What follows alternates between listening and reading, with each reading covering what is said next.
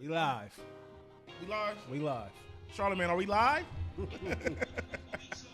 I want to apologize for last show. I was listening to a little bit of the show when I was mixing because I had terrible microphone etiquette last episode. Oh, you was a little away from it? Like Little. It was like, am I even on the podcast? Like, I know I was tired, but god damn, my bad. I apologize. We back this week, though. Oh, no, you fall asleep. Yeah, no. I was in Blaze on my bad heel. shape.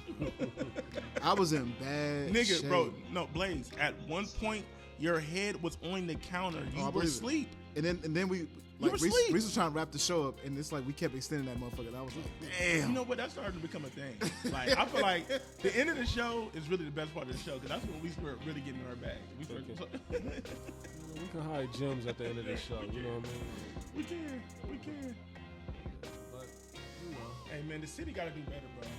I'm gonna be honest. I'm discussing in the city right now, bro. The videos I seen over the weekend, that I was embarrassed.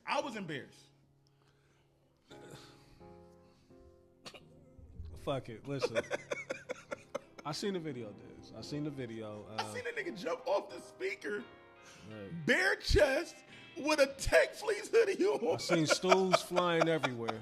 But you know what really just bothered me the most, Diz? Like, I was wondering, like, is this males only? Like, I didn't see a single bitch in there, not one. Hey, the whole count was on I negative. didn't see a single chick, not one. The whole count was negative. That might be why they fighting. Why? Hey, that's definitely why they fight. Like, Yeah. why, nigga? I would never be able to party. Yeah, like I'm gonna that. be I honest. can't be in the building when it's. I get it. Yeah, I get why. I get why a you nigga young might niggas be get so swept. aggressive and upset. Y'all ain't busting no nuts. Y'all ain't getting no buns. Y'all ain't busting no nuts. Y'all out here just shooting your guns. If I was one of them niggas that happened to get caught in 4K on that video, that would be all that I need to, you know, all the lessons that I need to know. Like, I'm never stepping in an environment like that again. Was there any There's women? no And one. I need I to know. didn't see one, bro. I didn't. I heard some chicks' voices in the background. I didn't see a single broad. I didn't not see one. it. Not a single one. I didn't see a star tender. And I mean, I think we got somebody over there too. Shout out to Shakira. I think she is a bottle girl or a bartender. You know what I mean? But I didn't see a single lady represented in that video at all. I seen at least 80 niggas. That was not a good look, man. That was not a good look on the person.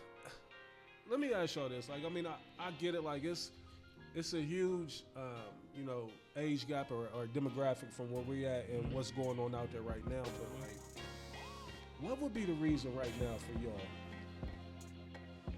What could get y'all to fighting? Oh man, it would have to be. It's got to be the ultimate disrespect. Yeah, it got to be the Like, ultimate you got to disrespect. just be like. Nigga got to steal on one of y'all. It's got to be the point of no return. It's got to be the point of no return. I got to be the situation. I got to get stolen. Yeah, I got to be the situation where I just feel like my back. If y'all get stolen, it's going to. Yeah. It's got to be a situation where I feel like my back is just against the wall and it's just like I gotta just slug this nigga to get out of here. But if I can even think for a second to walk away, 9 times out of 10 I'm walking away. Because I'm just because first of all, bro, I ain't got no time to be swinging and wrestling and tussling with a nigga sore as fuck, broken wrist, fucked up knuckles. Shit, I might fall wrong and tear my AC. Like, you know what I'm saying? What happened to niggas get low? Like if it's hot for me right now, like I'ma just chill. Reese, you know what I'm super scared of though? I'm super scared of a nigga sucker punching me and I fall wrong, bro. That's always been a fear of mine, even though like I don't really carry it like that and I don't be having no beef with niggas. Me either, but it's just getting stolen. But we live in a different. But Yeah. that's why I don't want to be. If I walk into a place and I feel like there's a potential of that going down, I gotta get out of there because I have no business being in there. I've been stolen one time, maybe twice, but one time that I really can remember. And that's one of the worst feelings ever, getting stolen because you so blindsided by it that, you know what I mean? Luckily for me, like I didn't go all the way down, but my knees buckled, you know what I mean? Because I didn't know it was coming. You know what I mean? But you're a little younger too, so but now that's what I'm saying. Now you might not be able to catch yourself. right. Niggas ass gonna be all You out. was young as hell. Yeah, I was like maybe 19. Oh, see, yeah. 20. So you still Yeah, had because that. I was 18. You still was. You had that them cat reflexes. Right. You know what I mean? I was caught up to that nigga too. You was hooping. I might have been 19. I might have been 19. I think it was something like that. Yeah. More athletic now, like. Oh yeah, you niggas telling me old, now, bro. like you might have to start playing in the funeral if I get started. But that's what I'm saying. Now where I'm at in my life, I know that the athleticism has declined and all that shit. So I'm not. So I feel like I gotta swing first. If I'm put in that position, I gotta swing first because I don't want a nigga this bitch. Speaking of athleticism, Nigga trying to survive. Yeah. Like I'm at a point in my life now, like where I'll be reflecting, like of how unathletic I am now, to where I'll be like, was I ever athletic? Like Reese. I'm at a stage Yes. of my life where I'll be feeling like, was Reese. I ever like? Because I'm so unathletic now. I quit a men's league because I was so ass. I played 2 games. I said I'm not coming back on that court. Man, I was like, I feel like I've never dribbled a ball a day in my life. yeah, it's bad. Like, It was certain plays where I'm just like, nigga. can't even react. 5 years ago, I could have made this play, nigga. fuck 10, 15. 5 years ago, I could have made this play. It's really a sad feeling, like when you get to that It's point in your over with. life and I'm you can't washed. do things I'm that washed. you used to be able to do with ease. It's like you realize now, like when you was young and when your favorite people would retire from the game and all that, 30s and mid 30s, and you be like, damn, niggas, you feeling like niggas is young, but it's like once you actually get there yourself in life, you be like, I get it. I feel like I've had the opposite like reaction to this because it's like I was so big in my 20s, and trust me, I've been eating crazy over the holidays. I'm back to it though, but I feel like I'm more athletic than what I was back in the day because I mean I'm doing 9 to 10 miles a week typically if it's not 10 degrees outside. I went out there on Monday because Sunday was lovely, right? Wasn't it like warm as hell? Beautiful. I think it was 60. Went out 50 there or Monday 60. morning to get my little workout in. Reese almost died. At first, it was 20 degrees, and the wind was Chicago type wind. Yeah, it was 2 back-to-back days where it was brutal with the wind chill, the fucking temperature dropped all the way low like that. Like it was bad. Like it's been real crazy here in Columbus. You know what I mean? The weather go from niggas is outside washing their cars. Niggas was in shorts out shopping. That might have even been the day after Christmas, maybe. Like Christmas was warm as hell, wasn't it? Yeah. It was warm. But Bloom Bar, man, do better. Please do better, man. Stop letting like all money ain't good money, man. I wish promoters, like I know we've been saying this shit forever, you know what I mean? And I know that's easier said than done, but like there's certain niggas that I would have to just throw on the blacklist. Like, no. I don't want that in here. Like I already know what you niggas is here for. You know what I mean? Like them 4 or 5 bottles y'all gonna get, it ain't worth it. Me losing my license or my shit getting shut down. I don't think the young niggas really drink like that though. They ain't having bottle wars up in there. They ain't don't going really crazy because they smoke and do Niggas in there fentanyl off of pills, pills, nigga. yeah. Like so it's like they ain't really drinking like that. Yeah, we Think came about from it. an era Even in where that video, I ain't even see no bottle get slung. not none, not a single bottle. I saw some stools flying. That's it. Like, Couple they not- older they niggas in not- there. I was disappointed. I'm like, why are you in there? Because I mean, like from what I'm understanding and hearing, like Bloom Bar is definitely the YN headquarters. Like, Bro, my guy Jerry Perry told me personally, Dez, I don't ever want to see you in there, and he promotes it. won't be there. Jesus. So that told me everything. Well, I'm gonna be honest. I never and I don't want to disrespect the business because I do fuck Business with model though. I do fuck with the people that own it. You know what I mean? They show me a lot of love. But it's like you said. It's not the owners. It's not the promoters. I just feel like we're in a different stage of the game now of nightlife. Like, think about it. We've seen this shit change over 4 or 5 times. You feel me, Reese? Like.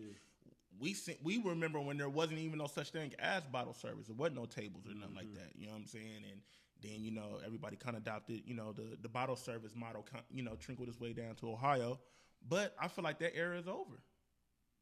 You know what I mean? I don't like, just because of, we got to be real. The economy doesn't accommodate that. Like, niggas ain't getting money like that no more, bro. Yeah. Niggas ain't making money to be... Niggas are making real life decisions about what groceries they're gonna buy. So who really got $250, $300 to spend on a bottle at the club? It's not there. It's not there. So I feel like a lot of these owners have to adjust the model and go a different route. I know it's easier said than done, but think about it. Like when you go out now, well, I haven't been out in a minute, but like niggas ain't buying sections no more, Reese. Yeah, I wouldn't even know. Like, you know, we Yeah, got like- a couple clubs that even got such. But that's what I'm saying. I don't even. But also too, that's why I don't even go to them type of spots no more. Like I go to real life bars now. Right. Like because we don't have clubs. We talk about this all the time. Reese. We don't have no clubs. Speaking of that, What's that? I was last Friday. What was that? Oh, you stepped up in. Oh yeah. I got my shit to go. I got there. I got it there at the right time because it was like it don't get cracking at that time. You know, people start kind of coming in later, so I was able to order at the right time. I'm glad you asked me this. So walk with me. So I get in there. The Philly and Chicago game is rocking. That was a good game.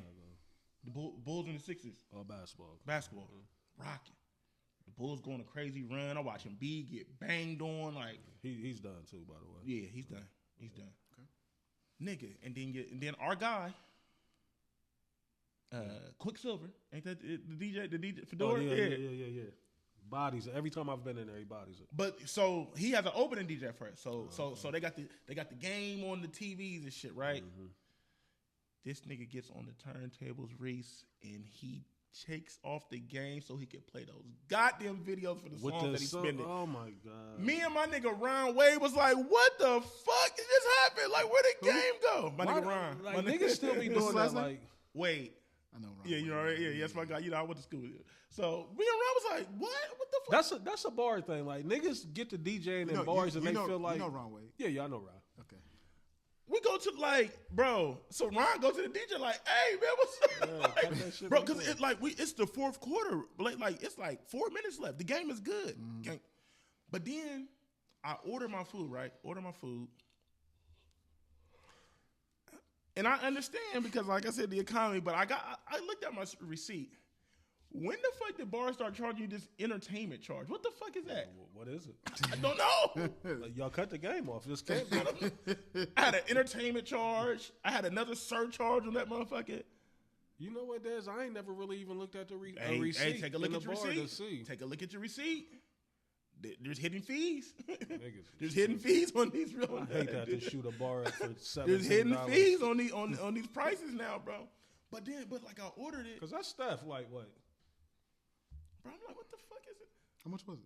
But it was I didn't get no drink, so my tab really wasn't nothing. I'm Talking about how How much much was the entertainment? The entertainment. Yeah, what Man, was it was like was it itemized? Like, could you? yeah, it says entertainment charge. That motherfucker like $1.30. Okay, that's not too It bad. ain't bad, but But it was two charges though. It was two charges outside of the taxes, Blade. There's like an entertainment charge. Oh, then I think charging you to use your card. yeah, up that's in what it there. was, and they charged me to use my card. Which is illegal, by the way. Yeah. It's Is bull- it? yeah. No, so if you report that to like Visa or MasterCard, or Yeah. whatever, they can get that whole. Wow. Yeah. I need to report Apple what they did to me. But go So ahead. I'm like, but anyway, but then when I ordered with the bartender, then I'm waiting a minute. It wasn't really packed, so I'm like, so then she kind of came back like, "Did you want something?" I'm like, "Yeah, wait on my food." Yeah, in the statement, bitch. Reese, Like, what's she the- said, "Did you order with me?" I said, "What? Yeah, I gave you my card directly. Like, what? It's not even packed in here yet. Like, and you know, the food was cool, but I'm just like, I just see what's going on. Like in some of these spots, I can just tell like they don't. I don't want to say they don't value certain dollars, but you can just tell what it is. It's like if you ain't running up that tab, your service is going to kind of be like, and it's just like, come on, bro. Like, I'm spending money like the next man. Like, I wasn't in the way. You know what I'm saying? I'm not taking up a seat at the bar. I ordered my food and walked away because I ain't want to be the guy that's holding up the bar and ain't drinking. Right. You know what I'm saying? So, I mean, it was cool, but yeah, it was interesting. I'm like, yeah. So I can only imagine what's about to be like tonight when it get packed. Like, y'all about to be acting a fool. I ask this periodically, you know what I mean? But at what point, like, and I hate the way that I even have to, you know, frame the questions, but it's like, what really is it for us to do? Like, for the niggas that still want to get outside and, you know, have a good time, you know what I mean? Have a good little kick it, you know what I mean? See something, hear something. What's the options out there? Like, what do we really have that would be like? And even, y'all remember how I asked y'all a couple weeks ago, if somebody come in town, you tell them to go somewhere to eat. Now, if somebody come in town like, man, I'm trying to kick it, you know what I mean? I want to have a good time. Like, I don't even know if I would feel comfortable giving recommendations to somebody if they showed up in town. Like, I want to get out. I want to see what the city on. You know what I mean? Like, is there anywhere that y'all would send somebody? Is it possible that we could be watching, out the way and maybe not hit? But I just don't think that. I don't know. I don't know. Columbus done fell off. Like, I hate to say it. Like, we done fell off. And I apologize to my listeners because I feel like we talk about this every fucking week. But do. it's just, but I can't help it because we get new experiences every week, bro. And it's just like, what? I just want to know what happened. How did we get here? That's what I want to know. I can't put my finger on it. How did I miss so much? Like, because I feel like I still been here? In the loop. Me like, too. but I'm feeling like, what happened? Like, it's nothing out there no more. Not a single thing. You know what I mean? Like, and again, like, I don't want to be on here shitting on bars or whatnot. You know what I mean? But bars are bars. You know what I mean? Like, I'm talking about. You know what I mean? Like, because when you look at it, like, if you get to a bar, like, if you ain't lucky enough to get to the fucking bar and get you a seat, you know what I mean? You standing there.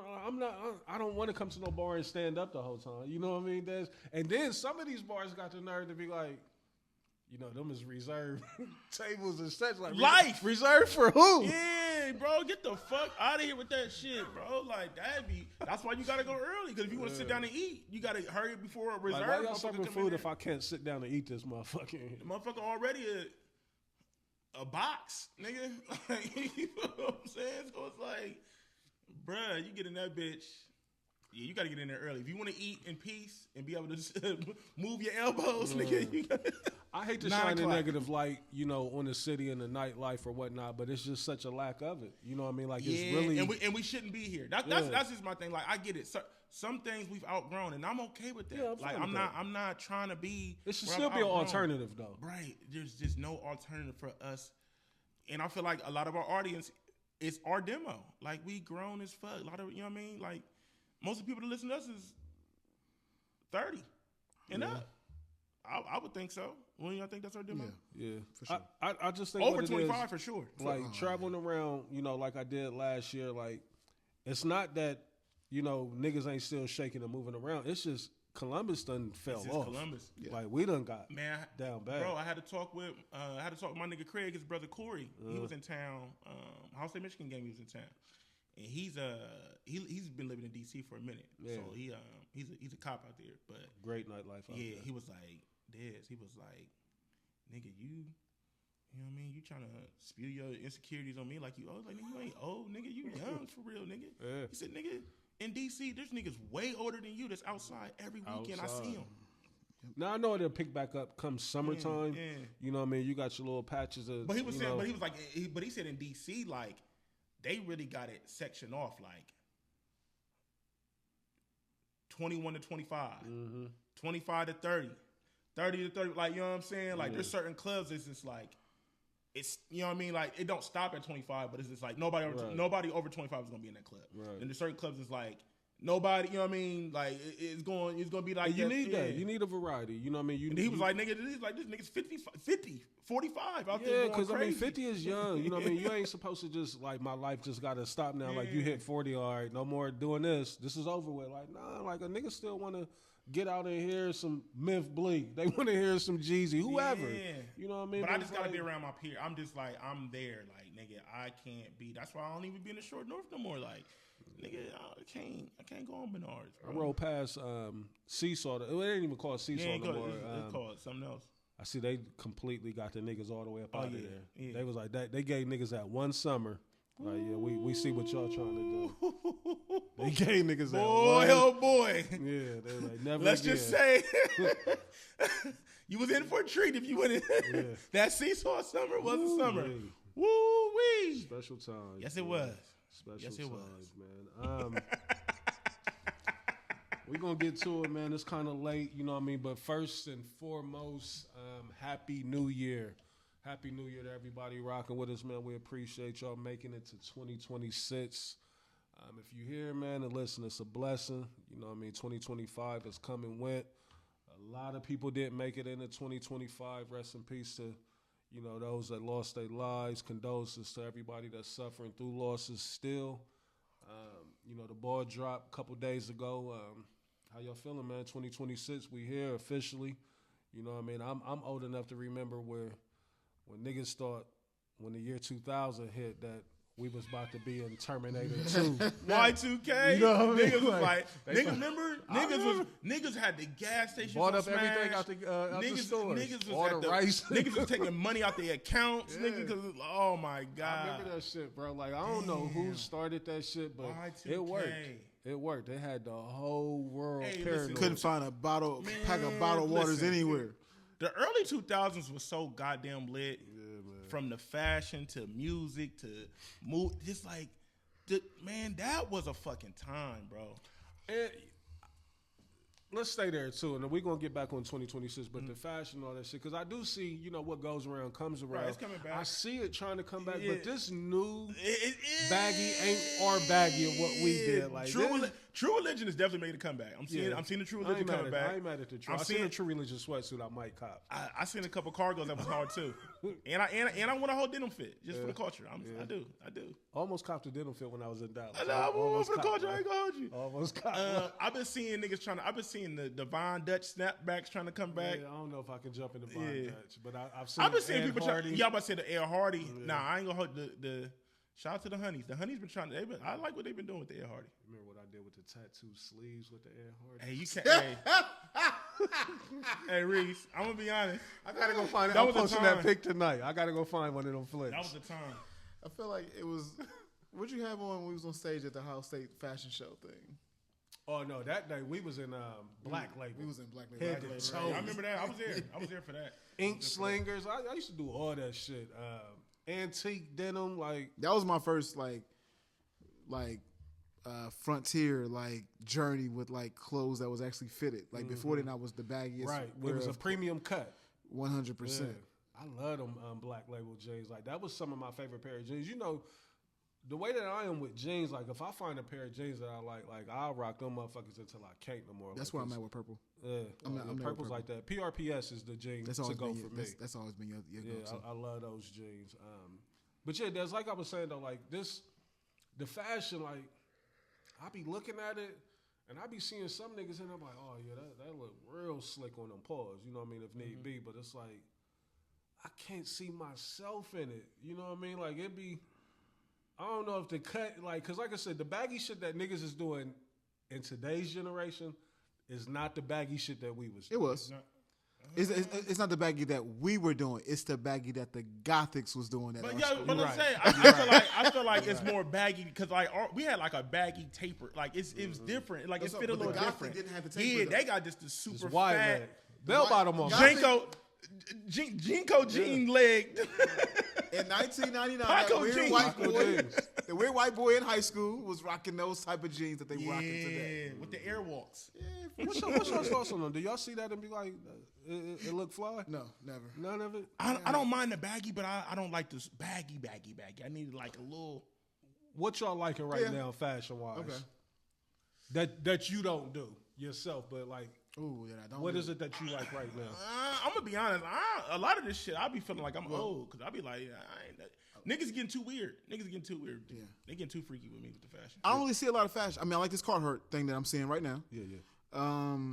But I don't really see a lot of if it ain't y'all wearing it. Well, I follow a lot of those it. pages on IG, so I see a lot on IG. Are y'all hit the dude that do the NBA and the NFL? He be like drip. He be rating niggas outfits. What they got on. I've seen it I like before. his page. You know. See, yeah, them tunnel fits. I be fucking with that shit. That might be what it's called. With them type of pages. Speaking of that, kind of to make a U-turn, who y'all fucking with fashion wise, in professional sports? Nobody. I kind of like SGA. I like what he be doing. I fuck PJ Tucker. He gets fits off. Yeah, PJ. He kind of remind me league? of us. You know what I mean? PJ Tucker. You still out there? PJ Tucker gets busy. Is he still in the league? I don't know if he's still in the league. I don't know. But I follow PJ Tucker too, so I can see that though. he get busy, bro. I like what Brian do when it comes to the No, fashion. Brian, yeah. I like Shout out Brian. to his stylist. I do too. Brian stylist Brian gets get busy. busy. PJ Yeah. Tucker stylist gets busy. SGA get busy. I like SGA. SGA get busy. Because you know what he do? See, he make the baggy shit look cool. Right. His shit don't be flooding his shoes. You know what I mean? His shit, he get the baggy shit off. And then See, SGA is one of the rare athletes that actually wears his signature shoe with fits and be like, oh, okay, I can see it. He trying to turn them into the lifestyle shoe, and it's working because it look good with what he be doing. A lot of them niggas be looking a little too goofy. And because it's they like to paint their fingernails and shit, and go get for they get a little too metrosexual for me. You know. A nail paint wearer kind of carried me this year in fantasy. Caleb carried me. Williams. He was doing what Lamar should have been doing. I mean, this guy's not athlete, but Wale still getting busy. Yeah. Speaking of the nail paint shit, and again, I know we all over the place. All over the place, but fuck it. We gonna get to where this we is a dad pod. This is a dad pod. I already know that, none of us would ever do it. But, like, have y'all ever looked at it in any way and been like, oh, okay. No.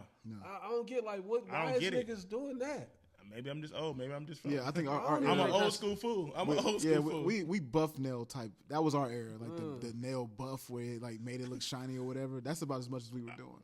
I mean, we were just born in an era where just certain words you can't use today. Like maybe that's my problem. I'm just and that's what I'm saying. I'll be trying to. I'm from that era. It's just like I sit with myself a lot and be like, I'm like, a lot of you niggas would not exist right now. We might be prisoners. Reese and Blaze would have not have we was. Flagrant with the words that would not work today, bro. You know what I mean? I was listening to like some old D Block. You listen to old D Block? Oh my god.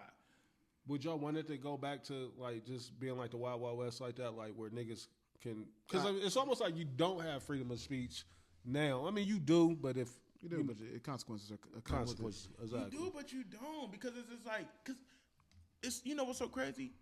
Like, think about it. Niggas is starting to get canceled for shit that they put on Twitter 10 years ago. Yeah. And some, I mean, granted, some of the shit on Twitter was outlandish, but like, it's just weird how like certain conversations was like cool, and then now it's like everything's offensive. Yeah. Like this conversation right now, somebody could easily dissect this conversation right now, clip it up, and make us look like the worst niggas in the world. Mm-hmm. It's like you can't say anything. Like, and that's what I don't like. And I don't like how now the way people, cause I feel like people consume content just to try to dissect people to expose them, and you know what I mean. Like when did that be? Like, why is that such a thing? Yeah, a lot of reaction videos. Yeah, it's like and shit. Like, yeah, I don't know, man. We just living in some. I mean, once again, man, it's a dad pod. Different times, man. And again, Happy New Year, man. Welcome to 2026. Thank you for rocking with us. I want to say this is year 8. I know people saying maybe 7, but I think this is year 8 for us, for what we talking about. If we can pull up, we can confirm it before the show's over with, but I'm pretty certain this might be year 8, if not year 9, because I'm thinking that Toy Barn show, didn't we do that in 2017? I want to say 2017. 2018 at the latest. And if it's 2018, that would be, this is year 8 we up on, but...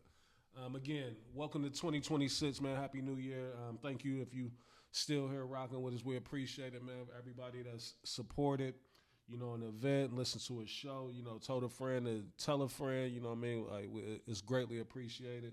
You know what I mean? We've been through a lot of different phases with the show. But, the thing that remains is that, we try to stay consistent, and we definitely appreciate y'all for rocking with us as long as you have. With that said, ladies and gentlemen, welcome to another episode of What We Talking About podcast. I am CEO, the veteran, perfect motherfucking attendance, 1/3 of a few things, 1/3 of a rollout boys. I've been feeling like it's time to get back into that bag. Like, I think all of us, like, I'll be peeping y'all's socials. Like, we just don't do like I get it. We getting older, you know what I mean? But we don't be on there doing like we used to run them up. You know what I mean? Yeah. When I look back, and I don't know if it's because of niggas' situations or whatnot, but like niggas don't do like they used to do. Like, but that's why I keep stressing. It's just like a lot of shit. I get it. We all got different lives. We busy and shit like that too. Yeah. But I'm not gonna lie. I do still enjoy going outside, hearing music, socializing shit. But there's just no setting that I want to be in right now. Mm-hmm. To do it, and I feel like I don't want to say the only, but I feel like we are key components of changing the culture when it comes to that. Right. You know what I'm saying? Just because just us three alone, our networks, we have a lot of similar networks, but we all have our own networks too. And we can all there's just certain people that's just going to come out for Blaze. There's certain people that's going to come out for me. There's certain people that's going to come out for you. Right. And then when we put it all together, it's like you can't deny it. And our reputation precedes itself. Like, niggas know what time it is. When we come together like Voltron, listen, you can't deny us, bro. I've been sitting here letting y'all cook, but y'all sitting up here this whole time. Y'all been complaining every week about the same thing. And the truth of the matter is this. There's one solution. Y'all don't want to do it, though. Got to do it. We got to get back outside. and it's not just necessarily a live show. Yeah, it's so many. Like, we literally have. You just do it, kick it. Hey, I'm gonna be real with you, Dez. If you really without trying and just sat around right now and thought of 4 different type of events that we could have right now, it would take us how long? 15 seconds to come up with 4 different type of events. I'm gonna tell you what my hesitation is. What is it? It's the venues. Yeah. So, but Reese, we gotta stop that though. That's a part of the problem. Yeah, I know, but I don't want to be at none of the venues. And that's no shade. It's shade. It's some slight shade. Maybe, you know what I mean? But it's just I feel you to an extent because I'm gonna be honest. I feel what you're saying. Me putting my name on it, saying this is my event in some of these venues. No, now stepping foot in these venues, I gladly show up. But trying to but also too, this is what I don't like. This is what be making me hesitant. A lot of these venues be disrespectful, and what I mean by that is like. Y'all want us to put let's just keep it a buck. A lot of these venues can't hold their nuts no more. We see what the fuck's going on out here. Y'all are not what y'all used to be. Y'all not bringing in the people that you know what I'm saying. Y'all not getting it like that. So I feel like when it comes to trying to come up with a fair deal and fair terms, niggas be trying to hold their nuts, and that's what I'll be against. Because it's just like I'm not about to do all this work, bring all these people in here, run up this tab. Y'all getting all this money at the bar, and this, that, and the third, and then y'all trying to. In order for me to get some money, y'all want me to try to bust niggas' heads at the door? No, that's one thing. First things first. If we got to charge a cover, I don't want to do it. Facts. I'm kind of there. I don't want to, you know what I mean? But then also too, you can't do the bar guarantee thing because you know what they gonna do to you, Reese. They gonna cook you. They gonna make the fake button and tell the bartenders to ring everything up under this button to make it seem like they ain't make no money. Like I know the game, so it's just that's what I'll be like. I don't want to do it because I'm not about to just give no establishment all this money and niggas just pat me on the back saying thanks for coming out. But then also too, I don't want to be stressing myself trying to break even on a fucking event. So 2026, man. I know we said it at the end of 2025, but we definitely back outside in some form, some capacity. 2026 is a big year too. Personally for myself, like a milestone year, I should say. I got. My oldest, he'll be 21 this year. My youngest will be a teenager. He turned 13 this year. And then I turned 45 this year. I got my best friend getting married. So, I definitely want to, get outside and have some fun, and enjoy, this time while we can. Because, again, after going through these last couple years that we've been through, I'm on a different type of time where it's like, I definitely want to live in the moment and embrace, everything that's going on, Like, I ain't really got shit to complain about, I'm saying a lot of shit just to say that, if you here, you breathing, you got a fucking roof over your head, you got food in your house, be thankful, man, because it's a lot of people. Like, I see so many homeless people in this city, man. Like, I seen a homeless fort today, like, looked like they had, 9 shopping carts and a fucking tarp over top of it. Like, they put some work into that motherfucker. I wouldn't be surprised if they ain't got electricity in that bitch. Like, but be thankful, man. Because you can definitely be in a worse situation than what you in right now. I don't want to get to preaching on that, But again, Happy New Year. Who else is in the building, man? It's your boy Dez Ornez. If you don't know me, 10 of your friends do. Local nigga with a major buzz, man. I'm here with my geysers. Yes, sir. What we talking about podcast, man. We still continue to, put out this content and put this pod together. I know over the last couple years, we had great perfect streaks, but you know, man, you know, life is just moving a little different for us. But we still find a way to come put this content for y'all, man. We still put the numbers up. You know what I mean? We still probably got the most episodes. Yeah, man. So shout out, man. I want to give a special shout out to my guy Charlie. I want to give a special shout out to my guy James. Yeah, big shout out. Hold on. I mean, we still gonna get at James, but I gotta give a shout out to James because it's just like. Did he call you? Nah, he talked some shit in my DMs. He called me. Listen, the first call, I smoked the call. Mm-hmm. He called again. Got to save this OVO James, so you know it's him. I'm still not answering. Yeah.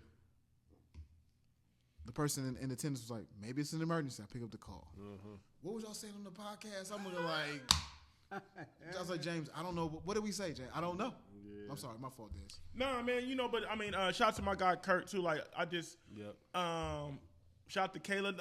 I just want to shout out a lot of these people because, they at us every week. Shout out to Jay Moore. Mm-hmm. Can't forget my brother Jay Moore. Big shout out. Yeah. Shout out to Jay Moore. And I know there's some names I'm missing, so please don't get mad at me. Ryan. But But I just wanted to, you know, give y'all special thanks. I appreciate y'all for tapping in, still adding us every time we drop a show, telling people to come listen to us. Appreciate it, man. The shit go a long way because, you know, we definitely are still fighting a good fight, even though shit is changing. Even when it comes to content, man, I consume this shit a lot, and I be studying this shit a lot lately, and it's just even the way people are promoting the content, Reese, has changed, bro. Mm-hmm. So it's just like it's trying to adapt to this new way to you know get out this content and gain traction, like because like shout out to Rick too. Big shout out to Rick. Yeah. Shout out to Rick. Big shout out to Rick. Rick, I think Rick had a birthday not so long ago, if I'm not mistaken. He did. He hit me up and told me him and Scooney was out kicking it for his birthday. Yeah, I forgot where they said they celebrated. It was a spot that we mentioned on the show, but I'm losing my. So I say all that to say, man, I appreciate y'all, but yeah, we just we here, man, we podding. Mm-hmm. Man, like, bro, niggas is really getting old, bro. Getting there. About to be 41 this month, man. Getting there, man. Like, yeah. It's that time, you know what I mean? And like I said, like 41 Savage, about to be 41 Savage this month. Man. It's a beautiful thing. Beautiful thing, man. Beautiful thing. You always got a little. That's funny. I'm sorry, that was funny. Really about to be 41 Savage this month, man. Crazy. Yeah. Hey, that's the goal, though. You know what I mean? Like, at the end of the day, I'm trying to live 141. You know what I mean? If possible, you know what I mean? But but the older I get, I be saying this all the time. Sometimes I be talking shit, but I really mean it. I just feel like the older I've gotten, I feel like I've gotten more lit the older I've gotten. Yeah, because you're making more money. You know what I mean? Your life is a lot better than what it was. And I just feel better. I mean, I'm in some of the, you know what I mean? I don't want to say I'm in the best shape of my life, but I've been in better shape. But I ain't doing too bad.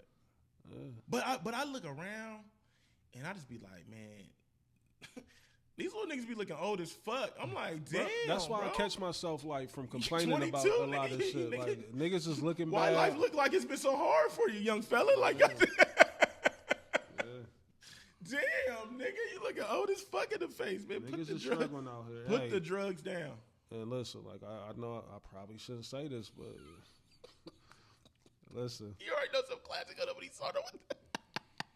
Some classic bullshit is gonna come out of this. I'm getting older, but the ladies are still like, hey, let's wake it up. Let's wake it up.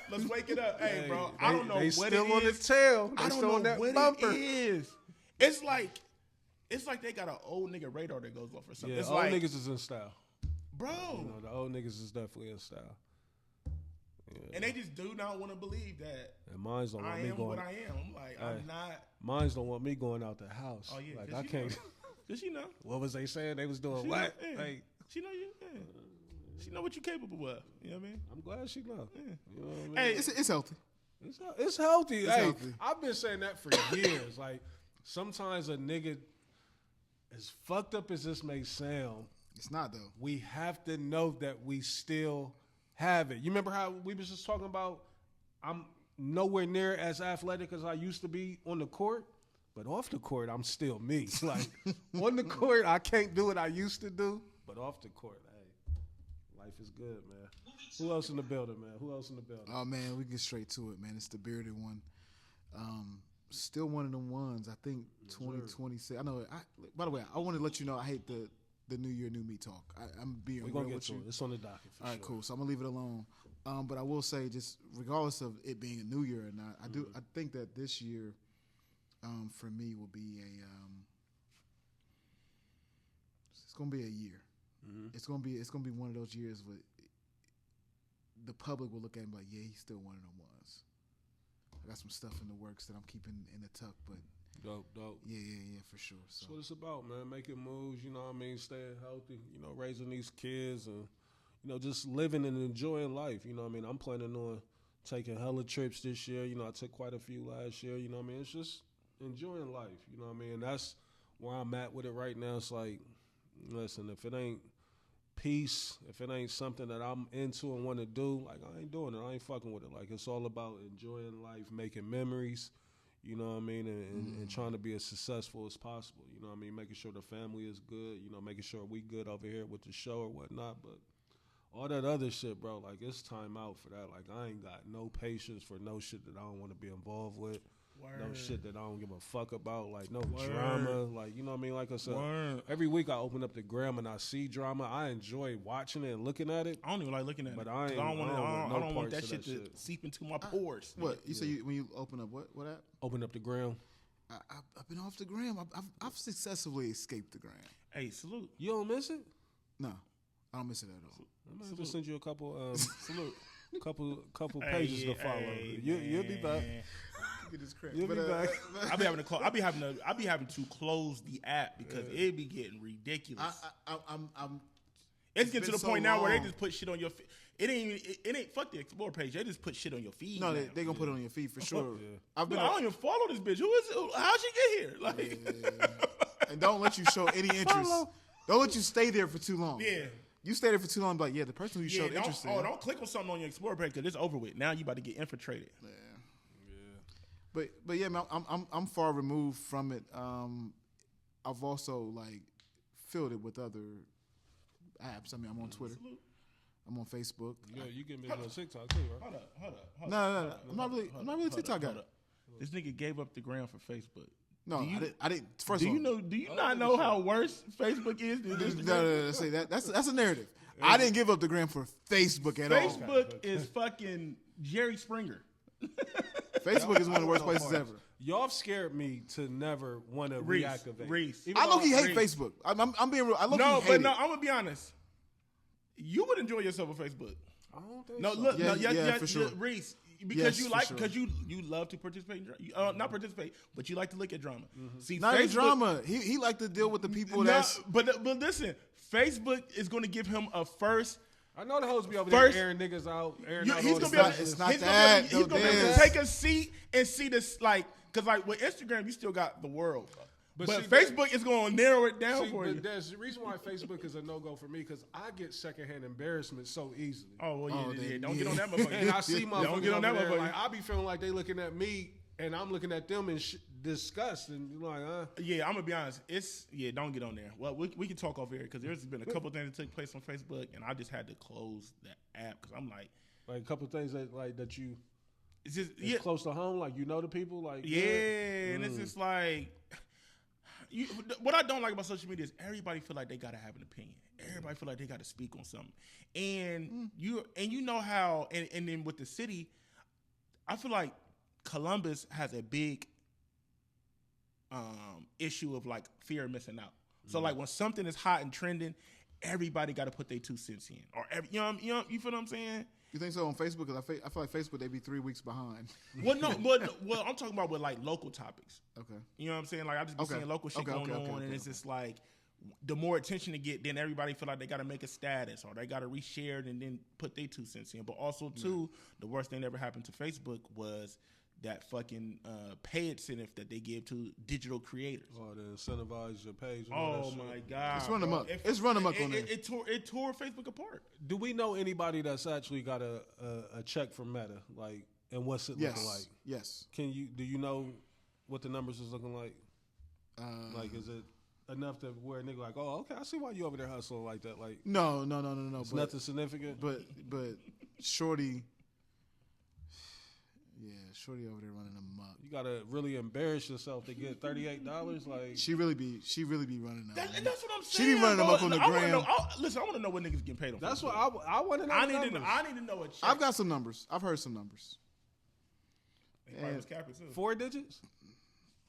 I don't think so.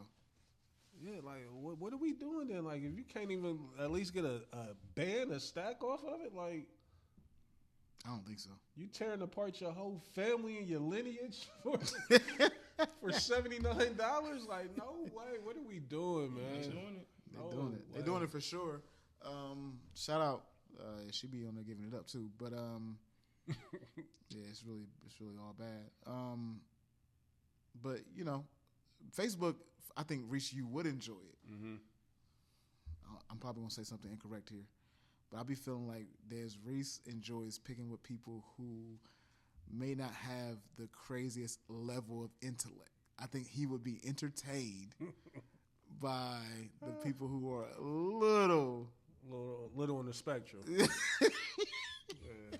I think that you would like that. Like, that's the type of guy. I ain't gonna front. I get some kick out of looking at some of that shit, but you know, I don't like seeing niggas being taken advantage of. You know what I mean? Like, and a lot of the times that's what it be. But who knows, man? Salute to everybody out there getting to it, man. Like, listen, I don't want to knock nobody's hustle. You know what I mean? If niggas is getting to it, if they feeding their family with the Facebook monetization, if you able to put groceries in the house with it, you know, so be it, man. Salute. But let's get into the show, man. Again, Happy New Year, man. New Year is here officially. You know, typically, you know, niggas is either, you know, in one of, you know, 3 places, you know, church, club, or maybe at a gathering, you know what I mean?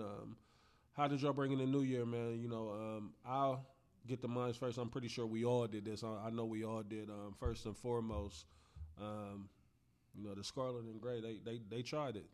They tried to ruin it again. You know what I mean? Like, I think we need to get the Buckeyes off of New Year's Eve, I should say, because I still ain't over what happened against Georgia. Yeah, that one right there, and that was when the ball dropped. It literally when the ball dropped. Yeah, I remember that was a crazy night, and I remember where I was, and I can't speak on it, but it was a crazy night. Yeah, that one was crazy, but this one right here that just took place on what was that, Wednesday night? Yeah, that was my New Year. You know what I mean? You know, to answer the questions that I presented, I didn't hit no club. I didn't do church. Like, I'm kind of, I don't want to say that I'm off, you know, going to church on New Year, but on the New Year, but you ain't. The churches is off. You going to church on New Year's? Yeah, that's what I'm saying. Most of them don't even do it at midnight no more. Like, I know it's probably still a few of them that do it or whatnot, but you know, my granny was talking about they was going to church at 3 o'clock in the afternoon. I'm like, for what? Why y'all going so early? You know what I mean? Like New Year's Eve service. They trying to get that shit out the way, get back in their house. You know, most of these churches got old congregations, older congregations. They trying to be all late. I get it. With these young crazies, right? And you know what? But I see niggas complaining online. I didn't hear one gunshot. Oh, I didn't. You heard it? It was niggas saying it was sounding like Iraq outside. Like, so I didn't. I'm gonna keep it a buck with you. What's up? I'm confused why you didn't hear it. I didn't hear a single. Maybe because I was asleep. Maybe that's what it was. I may or may not have been in close proximity to where you were, and I was at Ern's crib watching the game. And like I said, I got home before midnight. You know what I mean? You know, me and my baby, we toasted it up. You know, did a shot. Then I was snoring. Me and my lady. It's Queen. Yeah. It's Queen. Me and baby. I heard baby. I was wondering. Yeah, you know. We still get a kick out of it. I just want to hear it again. That's it. But yeah, you know, so I was home. I didn't hear a single thing. And I mean, my neighborhood is dumb quiet anyway. Like, as long as I've been living out there, I've never really heard nothing. But not to get sidetracked. You know, like I said, I brought in the New Year with my dog Ern and his fiance. Shout out to Ern. Ash. Shout out to Ash. Yeah, you know, Congrats to y'all again, man. We chopped it up over there, ate good, and was watching the games. The Buckeyes fucked up tonight. You know, I'm not going front. They fucked up tonight. Niggas that listen, if you're not from Columbus, Ohio, y'all don't understand. I be trying to explain this to motherfuckers that's not from Columbus, Ohio. Yeah. I don't give a fuck. Look, fuck Cincinnati, fuck Cleveland, respectfully. It's different in Columbus, Ohio, brother. It's different. Niggas do not understand, dog, that I see you. That Ohio State can make or break your day. I don't give a fuck what's going on. It can be 85 degrees, the sun blinging. We got Future in town. We got Drake in town, nigga. Everything could be perfect. If those Buckeyes lose, it will take the morale of the city away, Take the bro. steam out of your city, for Nigga, sure. when we lost to Georgia, you know where I was at? I was at the Dave Chappelle show at the Shot. I remember this. When I tell you that it took the air out of the arena, niggas was ready to go. And you know, they lock your phones up and shit at the Dave Chappelle. Yeah. Niggas was sick. And we still probably had like an hour left for the show. He bringing out musical guests, Todd Lee Quality. Niggas is like, man, nobody want to hear that shit right now. Fuck off the stage. Just to get by, nigga. I'm trying to get the fuck out right now, nigga. Fuck you, nigga. You know what it be for me, y'all? You know, shout out to, first and foremost, let's give a shout out to Walt. Let's get this out the way. Yeah, let's get it. Hey, salute Walt. For winning the championship. I see you, champ. He beat me by 1.5 points in the championship, which is a classic. Shout out to Walt. But one of the things that I was proud about is that, because everybody was congratulating Walt at 9 o'clock that morning for whatever effing reason. Don't get me started. I can't believe that they was sleeping on me like I'm not one of them ones when it comes to fantasy, because I end up in the championship game more often than not. Yeah, this is true. But the thing is that I feel like I went out on my shield. Like I left it all out there. Left it on the field. I don't feel like Ohio State be doing that all the time, and that bothers me. Yeah. Like, cause I'm cool with my team losing, Reese, if they gave, like, they literally it's the way you lose. You put it all out there and you did the best you possibly could do, and that's not what we get all the time, and that's a problem for me. And I don't like being. It be things like, oh, did we get out coached? If we did get out coached, then why did we get out coached? Like, what's going on? Like, and so that's kind of where I'm at with the Bucks. But you know, I'm encouraged sometimes when we lose like this, because it does inspire change. So hopefully we can inspire some goddamn change. I think the only thing that kind of eased this blow for me was seeing Bama and Georgia lose the following day. You know what I mean? Even though that has no bearing on what O State is doing, it's just more so like, at least I ain't got to just keep hearing about O State blowing it. You know what I mean? Yeah. Even though Bama wasn't favored at all, it's still Bama. You know what I mean? It's still a historical, program or whatnot. In Georgia, with them being the number 3 seed behind us, it was a somewhat of a consolation, for them to be able to lose. And I hate saying this as well, but I love seeing that, the Big Ten is still represented in the college football playoffs. Now, I do hate one of us got to get knocked out, but we do know that for sure Big Ten will be in the national championship game again, and potentially about to have a third straight champion, in 3 straight years. So, but yeah, outside of that for New Year, did y'all do anything? Was there anything, like any good food? Like, get them black eyed peas the fuck out of here. I ain't do none of that. Like, the next day you typically go to a family gathering and it's full of sauerkraut, fucking black eyed peas, all the pork that you can eat. I didn't do none of that this year. I was just more so like, no, I'm chilling. You know what I mean? Like, I'm cool. Like, I love y'all to death. You know what I mean? But no, I'm not showing up to none of that. Like, I will say this: I've been struggling with my sleep schedule and things since my world tour. I was very happy to have even made it to midnight. Yeah. That's where I was at with it, because it was like, thank God that Ohio State was playing, or it had been finito. Right. But I definitely made it. And a great start time. That 7:30 was perfect. Yeah. You know what I mean? Like, and they kicked that bitch off like damn near 7:37, some shit like that. But Dez, you ain't do nothing on New Year's. Like you ain't step outside. You ain't do nothing. No family get together. Nah, I was over Dimes. Watch Dimes. parties. Yeah, I was over there, Don Marlon. Yeah. That's it, bro. I'm chilling, man. I you know what? I ain't even have no urge to do nothing though. Like, yeah, me either. You know what I'm saying? Like, I've been chilling lately, man. I ain't really been as social as I used to be. But I'm okay with that though. Like, you know what I'm saying? Like, I ain't really, rightfully so.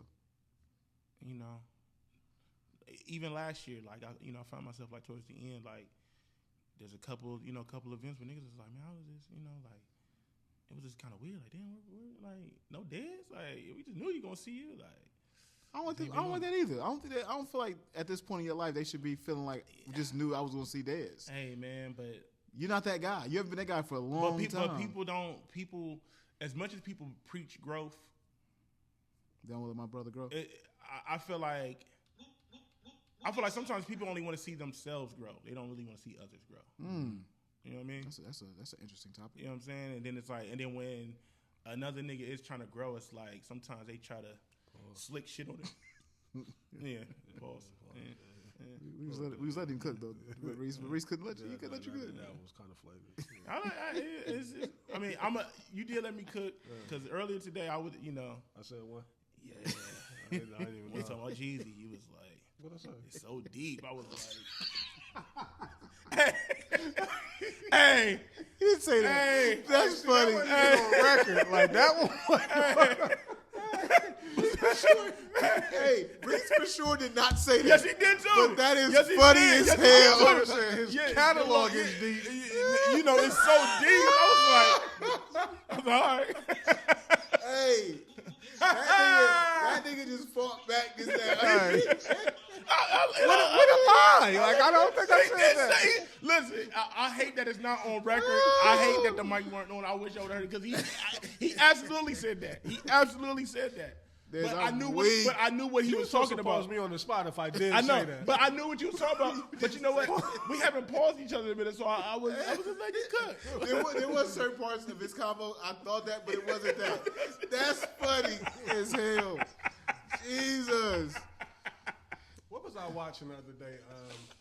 It was Joe Budden, where one of the people wrote in was like, I really wish that y'all would really consider, the ramifications of when you saying pause, or almost like a stigma on it's bad to be gay, because that's all it is. Like when you say something crazy, it's like you saying pause to keep from people thinking you might be gay. I never took pause as that, by the way. You didn't? No, I always took it as like you saying something that sounds sexual that you don't mean for it to be sexual. That's good. I like that spin. It's like, what you want from breakfast? See, only time I said, no, I'm not pausing that. I really want some sausage. Niggas say something. Jamal was doing that as a youth. He was like, yeah, I want some sausage for breakfast. Pause. Yeah. It's necessary. Yeah, the kids kind of have abused it, like, because they've taken it somewhere else. Oh, and that's what I meant to send y'all to the other day. I had two crazy glizzies that just, was it y'all crazy? wouldn't see no. I saluted you. They was fire. I saluted you. They were fire. They was hey, fire. you know what's so funny is we talk about this like, and it's so because Jamon grew up around like we've been doing the show for 7 to 8 years, right? So a lot of his like youth was around y'all, and so every time he hears the word pause, he gets a chuckle out of it that doesn't really fit his age group, right? But because he came up around like his uncles that on the podcast, it's kind of crazy. Yeah, that's dope. So yeah, man, the Buckeyes losing. It was tough, very tough. Again, like you said, shout out to James. You know what I mean? I know he a big Miami fan, a Philadelphia 76er fan. He kind of all over the place with his fandom, but, I'm going to let him live. And salute to him for getting third place in the fantasy football league. Yeah, he got, like, he won third Duke. place? He Duke Miami, basketball, right, Miami Duke, Hurricane college football, basketball. the Colts NFL, and then the 76ers basketball. Yeah. Damn. You know what I mean? And the New York Yankees in baseball. Oh, he try to get a baseball pickup too. Yeah, okay. What time did James call me, man? That's what I'm saying. Like, come Saturday and Sundays, that's how I know all his teams because he gonna post what's going on with him. You know what I mean? Now I got to think like this nigga got like 9 teams. You know what I mean? He got a team in every sport. You know what I mean? But that college one's the one that be fucking me up every time. Like, hold up, he like the Duke Blue Devils in basketball, but the Miami Hurricanes in football. ACC at least. Yeah, okay. We getting the connection. We seeing it. But yeah, I think my takeaway from the game was we just got bullied, man. Like the offensive line and the defensive line. Like I've never seen us get handled quite like that at the line. Hey, so it's so funny because we have this guy named Gabe Van Sickle, who's a freshman who played right guard, because they said that Tegra Shabola was hurt. Mm-hmm. He practiced all week. They had to practice open to availability. Mm-hmm.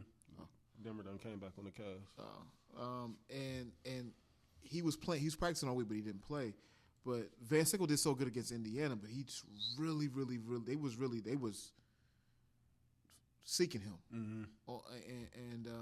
But it is what it is, man. And listen, it's tough to win 2 championships back to back. Yeah. And that was just a bad matchup for us. Period. Miami was hungry. They looked like how we looked last year. You know what I mean? Coming from that same spot and just like, we in rhythm, you know what I mean? And I know the national narrative is going on, or that's starting to pick up, with last year and this year following the same theme, is that them teams that's playing in that second round that's been sitting there on that bye, like them 20-plus days off is killing them. It do add up. You know what I mean? Like that is a long layoff. Right, and then put it like this, like, so now you jumping from one climate to another. Like, you've been sitting in the Midwest or in Columbus, Ohio, cold all these years, and you go jump out here. And now there's no, these is athletes. You know what I mean? You expect them to be able to adjust, but I would imagine, getting up out of your normal climate, going into a new one, new time zone, and you ain't played, you ain't had no serious hits in 3 weeks. I'm sure your body feel refreshed, but you also done lost some rhythm. I don't necessarily see this happening just yet. Here's the conversation. The conversation is get rid of the bowl games. Yeah, if they go to 16 teams, they're gonna have to. They don't have to. But what I'm saying, Reese, is like if you get rid of the bowl games, where do you play that game? Play it in Columbus. Yeah. And that changes things. Oh, so you saying like it's the playoffs. Yeah, this is baby NFL. Right. We keep trying to act like it's not. Should just be home games. What it is. Right, yeah. Until the national championship, then we'd go neutral. Or even the Final Four. Go Final Four. Go crazy. Yeah. You know what I mean? Go Final Four. Go crazy. Yeah. Go. But make these home games. Mm-hmm. Give me some incentive for being a top seed. Right. What did I get for like that 25 days off? Like that. I got 25 days off. I got to go play in Dallas, which is usually a great place for Ohio State to play. Yeah. They love playing at the Cowboys. They didn't win. But shit, but Indiana went out there and handled business. Indiana, I'm highly impressed. I was telling Blaze before you got here, like, they giving me early Alabama vibes, the way that they are just punishing, like, imposing their will on niggas. Like, man. I've never seen it like that I never thought that I would see Indiana do something like that. Yeah, but man. The NIL done opened up. Yeah, and it's like, bro, and what better way to do it than on a stage like this? This is really going to help out their recruiting. Because this is like, hold up, they getting busy like that in Indiana? I don't think so. You don't think so? Mm-mm. They put niggas on notice though. Like they got a great coach. It's not how it works. So I mean, because they don't got the bread to still compete with. It's not even that. Like we just live in a different world. There's like, they won't have the number 1 recruiting class. No, I don't see. I won't say that. They gonna do work in the portal, which is just as good. But that's what I'm saying, Blaze. That's what I'm saying. Yeah. That's the free agency pick. You're able to pick up free agents. A kid ain't saying I want to go play in Indiana. No. But if you a nigga that's on one of these teams that ain't really getting no playing time, nigga, I can go. This can change my career. This can change my life. That's that 4 or 5 star that you recruited out of high school who you couldn't get, and now he ain't happy. Like, go holler at him. See what he on. But there's got to be something that we do, and I don't want to be talking about college football because it's my favorite. But like the guardrails, they're none, and there should be some. Like even your dogs. Like for example, I think his name is Coy Perch. He's a superstar safety for Minnesota. In the portal, he probably will end up at Ohio State next year. Yeah. If I'm a Minnesota fan, I'm like, why do I even want to watch this? Right. Like really, like a lot of these MAC schools or these non-Power 5 schools are really just feeder system. Yeah. For the big schools. Yeah. Like your goal is to start there, ball out, and then transfer to a big time Come school. over here as a grown man and ready. Like we ain't got to put you through all that development. Like you ready to hit the ground running with us. For sure. That part I don't necessarily care for, like, because it's kind of like ruining the development stages of the kids coming out of high school. Like that's why I really feel the worst for the kids coming out of high school. You know, high school basketball and football. Basketball a lot more so, you know what I mean, because that was my first love. And football, it's just so many positions out there or so many opportunities, you know, with the rosters being so much bigger. But in basketball, man, like you 12 to 15 players, you know what I mean, and most of them niggas is 22, 23-year-old now. So it's tough, man. But again, it's the Buckeyes, you know what I mean. We love them, you know what I mean. Like we gonna be down on them, like. I ain't heard no local coverage on it, you know what I mean. 97.1, I'm sure they was going crazy, you know, talking about all the shit, you know, the scenarios. Ryan Day, like, I'm going to be real with you. When my team loses a big game, I go 0 dark 30. Yeah, I do too. I don't watch. I haven't seen no sports. Yeah. I haven't really, like they lucky I'm on Twitter.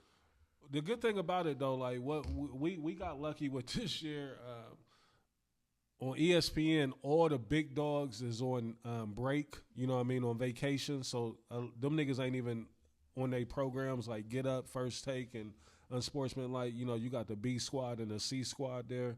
And then on top of that, the NFL, like the storylines are still running with the NFL, like this Lamar Jackson shit. Like, I don't know if y'all been paying attention to that. They talking about this nigga wants to go be in Miami, you know, with the Dolphins, Lamar Jackson. And it's a rift between him and Harbaugh. I mean, he's from Southern Florida. He's from there, you know what I mean? And they starting to point out how many years he's been hurt and how many years he's decided to shut it down. Now, whether it be him doing it or the organization shutting him down, you know, it's done happened like 3 or 4 times, and they starting to say that, dude, this nigga, like, it look like he's quitting on this team. That's why he had to come out this week and say, you know what I mean, I love the Ravens. I ain't quitting on them, and I am going to play this Sunday. You know what I mean? But just something to keep an eye on, man. And I think, again, that's why the Buckeye blow hasn't been as hard, because the NFL is right there at that point of the playoffs beginning to start, you know what I mean, coming up. So that's still going to trump everything when it comes to sports coverage. And then on top of that, you know, the NBA was fresh off of their Christmas Day games or whatnot. But we shall see, man. Again, I'm a little upset with Ryan Day, but, you know, where do we go from there? Like, it ain't too many coaches that you can replace Ryan Day with. So right. And see, my nigga Real said this, and I feel him, is it's like, man, a lot of niggas was saying I'd rather beat the team up north than win the national championship. And it's I've never understood that statement. Me neither. Well, you know, the players be throwing that bullshit out. I ain't gonna call it bullshit because I'm not in the, you know, in the trenches like that bullshit with them. But I've heard niggas like Beanie Wells and all them talking about I'd rather get them gold pants than, like, no, nigga. Yeah, let him keep running out of bounds. Yeah. But at the end of the day, like, I've never been a fan. Like, I get it. He's a legend, I guess. 6'3", 260, running tiptoeing everywhere. Yeah, at Ohio State. Get the fuck out of here. But whoa. That's my guy. Oh, that's my guy. Salute. My word still stands. Hey, the biggest dude out there. He's big as a defensive ends. He gets to that. He hit that Reese. He gets to the secondary and looking for that sideline. Looking for it. And he might fuck around and get turf toe trying to get to the sideline. Like, but salute. Hey, legend. Yeah. Easy. You gotta relax. Political ties, my God. Yeah, man, but it's tough, man. Like, the Buckeyes losing, like, they definitely know how to fuck up your mood and fuck up your night. Salute to my bro Aaron. Like I said, we was over there having a good time, man. We ain't let it get us down too much, you know what I mean? But it is what it is, man. Salute to James and your Miami Hurricanes and your Duke Blue Devils and your... James, I want to know why you called me. Like, because on the clip that he put out there, I'm saying, I don't know what Ohio State team is going to show up. Yeah, you definitely said it's that. Reese on there saying, like... And the only thing, I'm just quoting what was said in the chat. I saw that quote. No. I saw the quote on social media. Like, these two teams are trying their hardest not to play Ohio State. Yeah. And Miami had to see that, too. You know what I mean? Like, that's bulletin board material. what was y'all saying on the podcast? I'm like, James, I don't know what you're talking about. Salute to James, man. And again, congrats on your third place finish in the fantasy football league. Congrats on that. If you ain't finished first, you finished last. I don't care about these. Listen. Ricky Bobby said it. Ricky Bobby said it. The only thing that happened good for me is that I'm in the black this year when it comes to fantasy league. That's it. Man, hey, listen, I be trying my hardest not to even speak about fantasy football. Like, what it did, I'm scarred. I've never seen nothing like what you dealt with this year. But I told you, I was telling Ernie, I'm like, I've been doing research on what took place this year, and they said anybody that had Lamar Jackson or Justin Jefferson, your team went to shambles. On top of that, I had both of them. You know what I mean? That, like, they really ruined so many fantasy football teams this year. I'm going to keep it a buck. What's up? I've been under the radar the entire fantasy league football. My team was terrible, Reese. It wasn't terrible. All right, so tell me who's good on my team. You got 2 top 10 quarterbacks. You got Caleb Williams and Jordan Love. Okay, cool. What else? Who's your wide receivers? You got Lad McConkey. Yeah, he didn't show up like he was supposed to.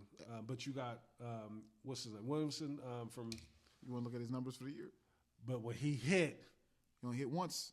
He only had one of them games like that? Just one. It was like a 45, 50 point game. But it's just one. Justin Jefferson, I didn't get that combined in 3 weeks. Okay, but listen, so who else I got? I don't know. You had Bucky Irvin? Is that your running back? No. Who's your running back? You had Swift, and you had another good running back. So I got lucky. Harvey. So shout out to Ern who dissed him all year long. Yeah. He got me through the playoffs. He cooked up at the end of the year. You know who I stole? By the way, I want you to know that when I say this name, I've never seen him play. Oh. And I have NFL Sunday ticket. And you had the tight end. You had Brock Bowers, right? Yeah, but he didn't have the numbers like last year. Okay. And he was hurt this year. Kenneth Gainwell. Oh, yeah. That was a gem. He went from Philly to Pittsburgh, right? And Reese, I've never seen him play before in my life. I picked him up in Philly. I picked him up on the waiver wire one of these weeks. Yeah.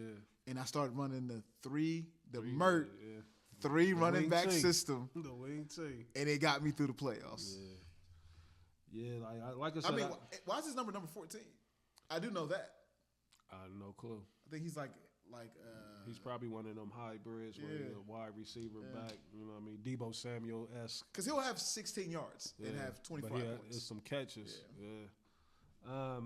Like I said, I'm trying to put this fantasy season all the way in the rear. Yeah. I've never seen this ain't even. Yeah. This is just some next level different type of shit that happened to me this year. This isn't the typical Reese that you did. I know. That's what I was. It's not like he traded his team away. Yeah, because at first he started off good, but Blaze did try to warn you. Like it was Lamar Jackson was the first domino when he had the fake injury. About the football guys. I mean, listen. And then J.J. McCarthy. If I ever run into him, it's on site. I want our fantasy league to know something, though. What's up? I know it's half joking. Mm-hmm. There's one of the things that they'll do is like, for example, I posted like a promotional, like podcast style video. Mm-hmm. Oh yeah, it is. Aaron goes and puts it in the chat. He not focused. What do I have to do to be ready for fantasy league football? So the whole chat is like, yeah, he ain't focused. It's at the third. He ain't in the lab. During them 3 months, don't post no selfies or none of that because it's going into the chat like, but what am I supposed to do differently? Like, how is this affecting how my team play? They think that you got to be in the lab, like studying film or something. Like, this is fantasy league football, guys. Mm-hmm. There's nothing I can do about it. My team is my team. Whether they show up on Sunday or not, it's up to them. Yeah, man. And that's why I like my team this year, Reese, because I didn't really have backups. I didn't have that dilemma. Nobody really had it. You know what I mean? Like, that's what you had to just stick with what you had. You know what I mean? Listen, I did question one thing. Everything was telling me to take McConkey out and put in the young boy from Tennessee. And I was like, he's been doing too well lately, the young boy from Tennessee. Oh, you got one of them receivers from Tennessee? They got like 3 of them. One got like an African name. He had 4. He had 10. They would have won the game. Would have won the game. Would have won the fucking game. Yeah. Salute to Walt, my brother. Congrats on your first championship in the league. I'm officially the last nigga without a chip. There's like in my own fucking league. Like, I ain't know that is not true. All right. Hell no. What are you talking about? I'm talking about the original. I really don't like counting cams, but I'm gonna go ahead and count it. Like cams ain't valid to me. You know, COVID? It's the COVID? It's the COVID No, it's shit? not even the Oh, COVID. It's the AFL. Hey, let me tell you how old it is. He won the league with Le'Veon Bell and Antonio Brown for the Steelers. For the Steelers, right? Damn. Not Tampa Bay AB or fucking New York Jets Le'Veon. Like, But no, I mean Mert hasn't won. Mert been around about 6 years, maybe. Leon hasn't won. I'm talking about the originals. I feel like Leon was damn near an original. I feel like damn near. He might be. Leon been around for a minute. Salute to Leon, man. And salute to everybody in the league, man. If I've never said it, you know what I mean, I appreciate y'all being in the league.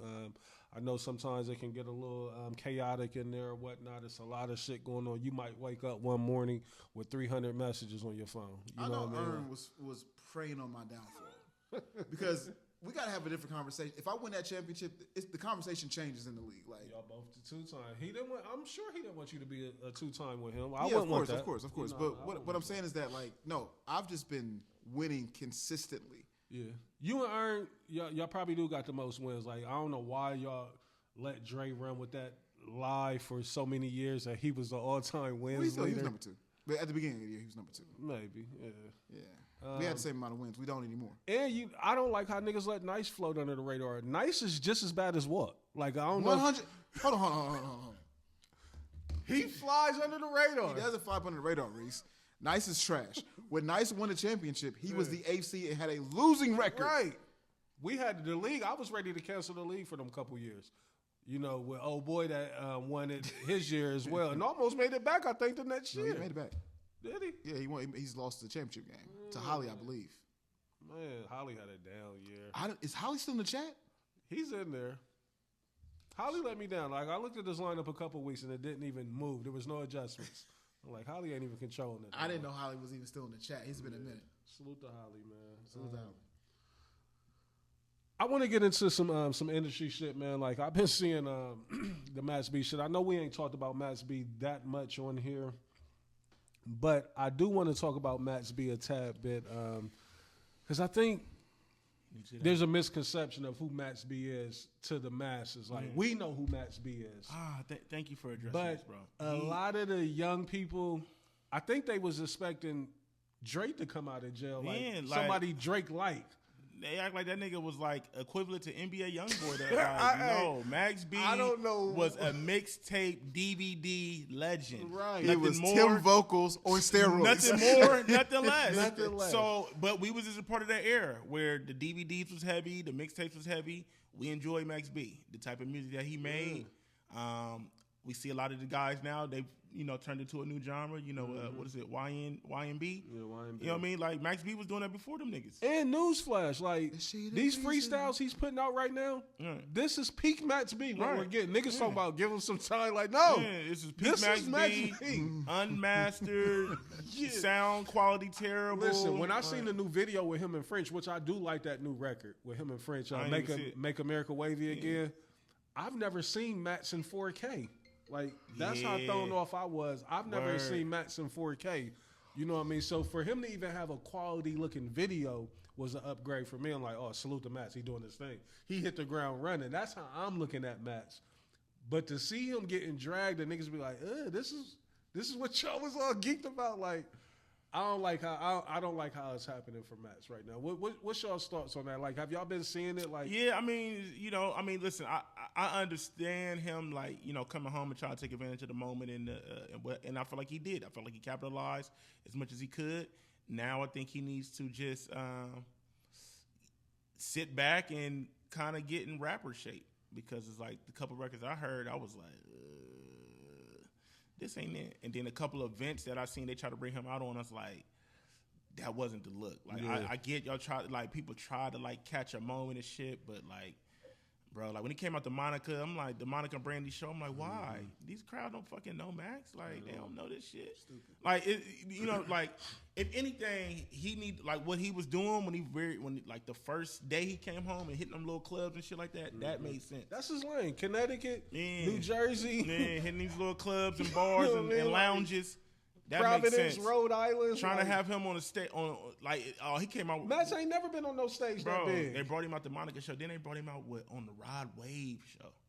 So I didn't even see that. Niggas is sitting there looking at him like he a fucking Reese, robot. Reese, like, you be back there like, no. And see, I think this kind of hurts him more than it do help. Like, it's a good look, and I understand, like, I don't think Max is looking at it that way to where... I mean, listen, if I've been going for 17 years, you can't tell me nothing's a bad look. I'm going to jump at everything. You can't tell me nothing's I'm bad jump look. at everything. I was in a fucking jail cell. It was the point in time where they said I had 65 years or something crazy where I was never coming home. So I'm not mad at him, right? Nigga, I'm gone 17 years. I'm trying to catch up. I'm getting bags. I'm getting 10, 20, 30, you know what I mean? Whatever. You know they throwing Max like, we got 15,000 for you. Like, Max is jumping at it. He used to go crazy about the 7,500s back in the day. You know he going crazy. Bro, listen, Reese. A nigga that's been going 17 years, you telling me I got 15,000? You think I'm not going to go get that? I'm getting every dollar. Like, you know what I'm saying? Yeah, like, so, you know, but I'm glad you addressed that because I've been seeing a lot of, like. Yeah, I hate that they killing my dog like that. I don't like it either, man. I don't know what y'all was expecting, Nigga you know what I mean? He home, man. I'm just happy to see him out that cell and fucking do your thing, Max, man. Des, I want to stay with the on the music or the industry side. I should say. I know you had threw something in the chat in regards to the Dipset and the legacy and everything. I want to give you the opportunity to speak on you know, how you feeling about it. You know what I mean, as far as, you know, the legacy being tarnished. I think I'm on the other side of that than you. Like, but I did see what you were saying somewhat, but I want to turn it over to you so you can speak on that and how you feeling about it. I think it's centered around, you know, J.R. Ryder, Hell Rell, and all them putting out a project, and they recently was on Jim Jones's podcast. Was they on the solo joint? Was they on the Let's Talk About It? Nah, they was on the you know, the artist shit he do. Okay. The artist shit he do. So I seen J.R. Ryder and Hell Rell and Dude the God. They on the press run. They got an album getting ready to come out. Because I mean, they've been on a couple platforms. They was there. They was on Bag Fuel. They've been on a couple places. That's why I seen them at Bag Fuel. Yeah. So, you know, and they was just reminiscing about, you know, how they got into Dipset and things of that nature, and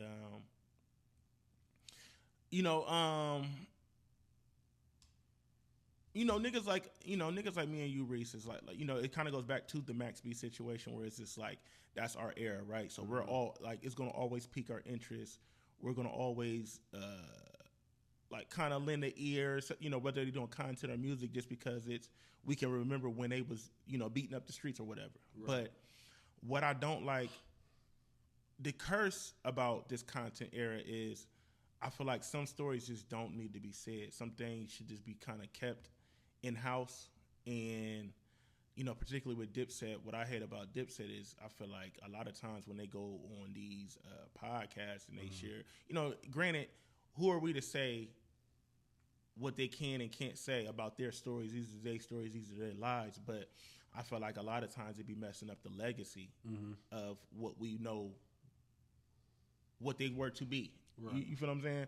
So I was just like, I seen that, and then like I said, you know, Jim kind of took a shot at Uncasa and Karen Civil, and then of course Uncasa had to go do content, and he talking about it. You know, this is why I'm retired from rap, and Jim, and like he kind of looked like a crybaby. He was I'm like, Casa, like, what are you talking about, bro? Like, you know what I'm saying?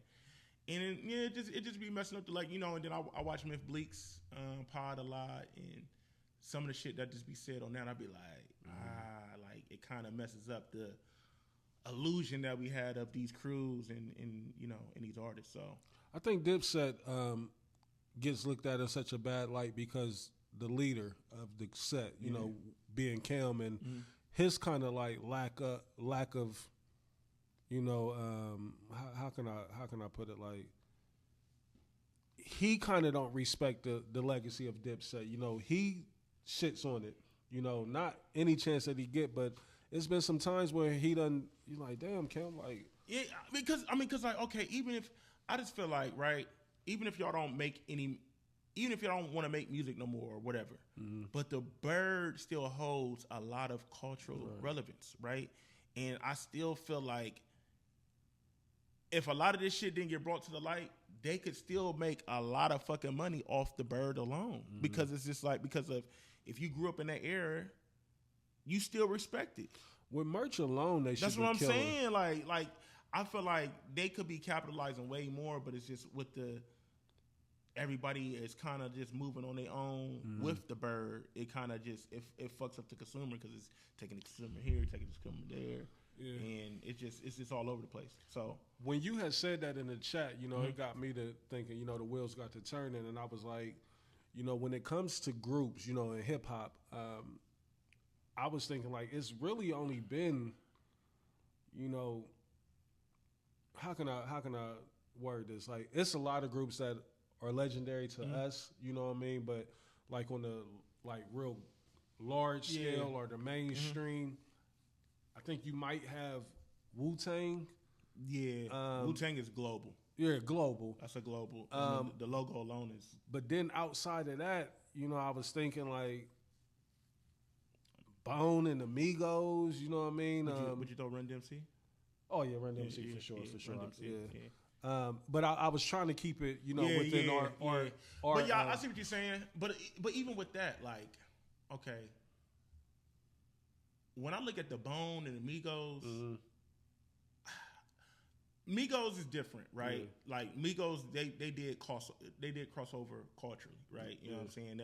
I feel like they kind of hold a global light too. I mean, I guess you can kind of say Bone to an extent, but I feel like Bone didn't really capitalize. You know what I mean? Right. Like I feel like Bone can't capitalize on Bone like Wu-Tang still can, or like a Dipset could. You know what I'm saying? And I think Bone like. Not to, you know, get off of that group topic, but I think also along with like Pac and Biggie and all them, like they just come from an era to where they wasn't afforded the access or the luxury of being able to hit them huge arenas and, you know, hit the country. They really was still, you know, in small venues and not really.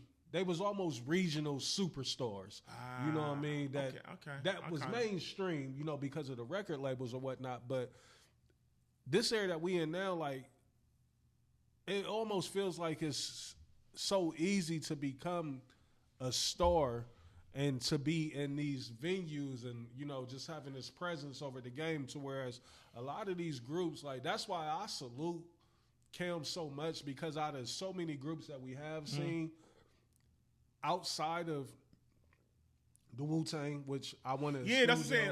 Like Dipset and Wu-Tang have like real life cult followings, right? That's what I'm saying. So like with a Bone, I feel like Bone, outside of them being artists, they don't have like a following outside of the art, outside of the music, and they're stars as Bone. Like they're not crazy kind of guys. But like Wu-Tang are stars with music and outside of the music, right? And a lot of them became individual stars, which is hard to do when you in a group that big. You know what I'm saying? So like they have their stardom within the group. Then a lot of them became successful solo artists. And that's why I salute Cam a lot because he did make Jewel's a star at one point. Now Jewel's fucked it up himself. Facts. And Jimmy, you know what I mean, he hustled his ass off to become who he hustled his way, you know what I mean, to where he is for sure. I don't think it was in the cards, you know, for Gerald Ryder or Hell Rail, none of them. Like, and even though they still, you know, they got some fame out of it. You know what I mean? Like, but Jim, when he interviewed Duke the God, and because he gave Duke the God a lot of his props, so he like that's what people don't understand is like Duke plays a real pivotal point. Is Jimmy point. and Duke still good? Like, did they seem like they? Yeah. Because I know a lot of them niggas side with Cam. Yeah, but they shared a lot of like childhood. I didn't know that they was that as close as they was when they was kids. Because Jim and Duke was like, nigga, we've been friends for 40 years. You know what I'm saying? And they was talking about how like when they was 18 and 19 and buying, they had Acuras and stuff like that. So they was, you know, they took it back, you know, heavy. And Duke was saying, because like even Duke was pretty much what you saying about Jim. That's what Duke was saying about him. He was like, it wasn't in the cards for me to be who I became in Dipset. I hustled my way in, and Cam. It's funny. I'm stopping, but the more I think about the interview, Cam got a lot of props on that interview, and Jim couldn't really. Like I could tell Jim didn't want to do it, but he couldn't front. Like because without Cam, J.R. Ryder said it. I wanted to be in Dipset because of Cam. I got the rap in front of Cam. That's how I got on. Same thing with Hell Rail. And then Hell Rail was saying like how what fucked him up was he's like, you got to think when y'all popped, I had to go I was on the run. So I had to go do a bid. So I missed a lot of the early Right. Dipset wave. You know what I'm saying? J.R. Ryder was like, he kind of ran into a big situation too. So they both like ran into jail stints during the height of the shit. But they all circled back to Cam, and the guy was just like, man, this nigga Cam gave me a deal under Dipset. Like I wasn't. He let me do 3 albums under the umbrella when I really wasn't. You know what I mean? Right. I really wasn't in the cards for me, and I made a lot of money off that shit. So. Looking at the groups, like, and we can wrap it up because I still wanted to kind of focus on the groups and, you know, just highlighting, you know, what Cam was able to do with Dipset. Like, because when you look at the lots, do you think of Sheik or Styles as being stars? Like, I don't have them as stars at all. No, but I feel like, I don't. What I like about Sheik and Styles is like they understood who they were, right? And both way better artists than Jewels or Jimmy. And they stayed, they focus on their niche audience. You feel what I'm saying? And I feel like that's a hard thing to do for certain people. It's like when you in a group and you got one guy that's like way bigger than the group. Some niggas don't know how to just play their position and just capture what they can capture within the group and just run it up like that. And I like I said, I just started looking at the history of a lot of groups and just, you know, not just focusing on East Coast groups, but just all over, like Nelly and the Lunatics. Like, you had Murphy Lee that had a pocket of success, but outside of that, them niggas. Groups are hard, bro. It's hard, bro. Groups are hard. You know, Dog Pound, one of my favorite groups. Like, them niggas is not stars. You know, they was stars for a short minute with Death Row, but I think it's just we gotta salute what Cam did with Jewels. Shout out to the Dog Pound. I fuck with the Dog Pound. Oh yeah, the reason why I started laughing because I was bumping that old dads today. That oh yeah.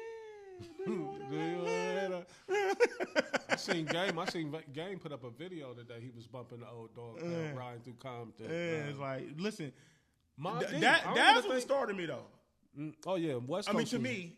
But like you said, he's not a global star. But Daz plays a real big important part of the Death Row legacy. Huge. Like that's why he's suing them niggas right now. Man, he gonna I hate to see that. You know? And because they family, they cousins. Like that's what I'm saying. That's why we hating about hip hop. It fucks up the legacy, bro. Still on the groups, Mobb Deep. Would you consider either Havoc or Prodigy? I don't even really think that they like Prodigy had a minute. Prodigy was a regional star. Yeah. You know what? I know we're going all over the place, but that's what New York niggas don't like to admit. A lot of these New York niggas were regional artists, bro. They were, and New York was just the biggest region, though. That's what made them feel like superstars because they made it in New York. And I know Trav probably listening to this, and I know he probably kicking over his speakers right now. But it's just like that be my argument sometimes with my nigga Trav. We haven't had this particular talk, but it's like. When we go back and look at a lot of these niggas, Reese, it's like they weren't as big as we think they were. Flipmos, Junior Mafias, regional, all these niggas. Regional. Them niggas is stars. regional. Them niggas is regional. That's why. And again, that's why when I was giving you the pushback in the thing, my first thought was like, Cam made these niggas stars, bro. Like, and that's why I was like, because. Yeah, it kind of go back to like when we was having our Jeezy argument with niggas, right? It's like, yo, Dipset, they did reach the West Coast. Yeah, you feel what I'm saying? That's what I'm saying. Like they certain impacted niggas, all over. Yeah, like they, you know what I mean? They had cult followings. They reached the West Coast and shit like that. Some of these artists, they don't leave. Their music don't transcend past the East Coast. So yeah, I'm with you.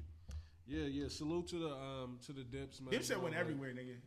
They gonna always have a special place with me. You know what I mean, and probably all of us. You know what I mean. That's just the air, and it was so impactful, and it's just so many memories that I can associate with them. Nigga, and they were impactful to other artists. Yeah. You see what they did to Lil Wayne. Yeah. Speaking of Lil Wayne, Lil Wayne saying Dipset South, nigga. Speaking of Lil Wayne, I got a clip here. I don't know if y'all heard this. Let's stay with music.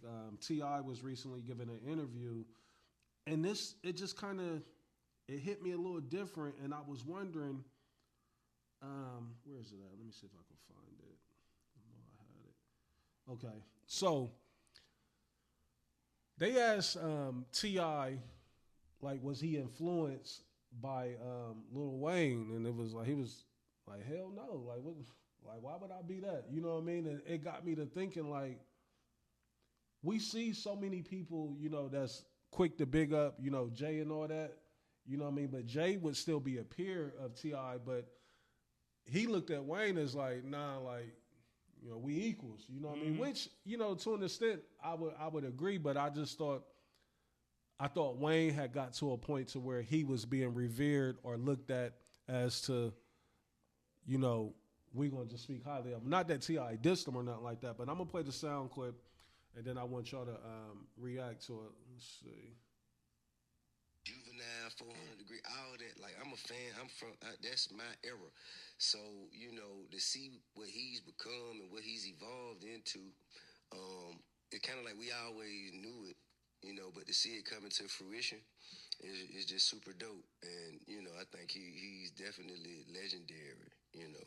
You think he kind of like influenced you in some large way in your music side? Nah. In your music side? Nah, hell no. Your tip on your own? Yeah. He ain't influenced. Hell no. That ain't what I say. Do y'all think Wayne should feel a way about that? No, because I understand what T.I. is saying, because you got to think, when T.I. was on his juvie though. Like, but when Tip was on his run, Tip's run was during Wayne's run. Mm-hmm. So I can kind of see why he'd be like, nah, like, I don't, you know what I mean? I mean, I would think that Tip would approach it now to where and I'm damn near a retired rapper. You know what I mean? I'm on to comedy now, and I think it would be okay to be like, yeah, you know, that was a big influence. Oh, I seen Wayne and it pushed me. But I feel like he gave him his props. But I respect him saying, but he didn't influence me. No. I don't think it was a slight. I just think he was just saying like, yo, Lil Wayne did not influence me, but I seen the influence. Maybe it was, I didn't like that. Oh, hell no. Yeah. Like, I can kind of see, but see, this is how rap be starting. Yeah. Because a nigga can hear that, and that's then it's like that, you know what I mean? Like, That's how shit started. Like, Then a nigga get on the record and send a shot, and like, this is how shit get started. But I didn't take it like that, but who knows? And you know, he got a special love for BG too, because you know BG was Grand Hustle for a little bit. Stand up. He went off of Stand. Yeah, they had a couple dope records together. Yeah, he did. What's up with BG? Oh, we talked about BG last week. I think that's a clone. I don't think that's, hey man, the Boozy clone. Yeah, the Boozy clone, the Gucci clone. Niggas that get BG locked clone. up from New Orleans, they come home different. Yeah, You know what I mean? I don't know. Like, Yeah, I don't know who that is. That ain't Jizzle. Yeah, it ain't him at all. It ain't him. It ain't, all. Bro. At all. I don't know. It might be the Max B thing, though. You know, you've been because BG was incarcerated for so long. Like 15? 13 or something like that. 13 That's plus, a long time, bro. Yeah. Right, now 13 years of your life. He's an old man. And he ain't nothing but 40. You know, he's in his 40s. Is he? Yeah. He might be like 42, 40. He's anywhere between 42 and 45. Facts. Because BG been out here for a long. He just been out for a long time. But they was heroin kids. done aged them crazy. That too. Yeah. That fucked him up. He lived a hard life too. He lived a hard fucking life. Sure. Last thing that I got in music, and it's disgusting me. Papoose, 50 Cent. Have y'all been seeing What's up with that? I seen how did they start beefing? What happened? To my understanding, a post went up of Papoose and Clarissa and 50 Cent being who he is now, which is like a content creator. I like it, man. He made a comment on the post, and I guess Pat felt like he had to come to his wifey's honor or defense. And there's nothing wrong with that, but you do realize that once you say anything the fifth, it's on. And they've been going at it now for the last 24 hours with an AI meme battle. And it's getting ridiculous. The 50 Cent twerking, that shit is nasty. Yeah, it was super nasty. I hate every time I see that video. Super nasty.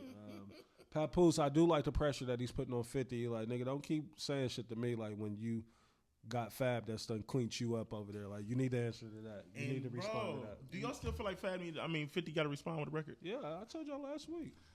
The pressure's going to get put on him to where he's going to have to. Yeah, I mean, I'm not going to lie.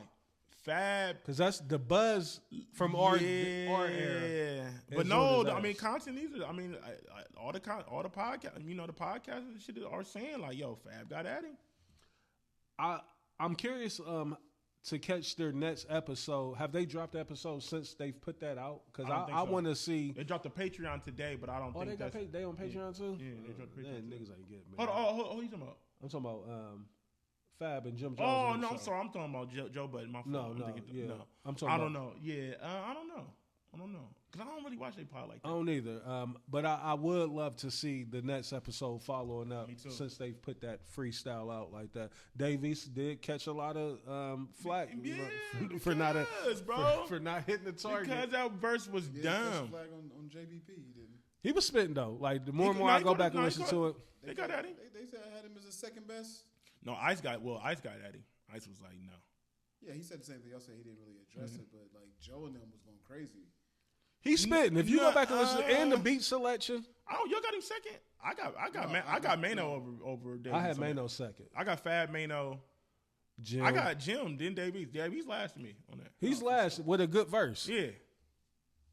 What was you about to say? No, I mean I was agreeing. Like I'm not talking about what our opinion is, like the consensus. They were showing him love for sure.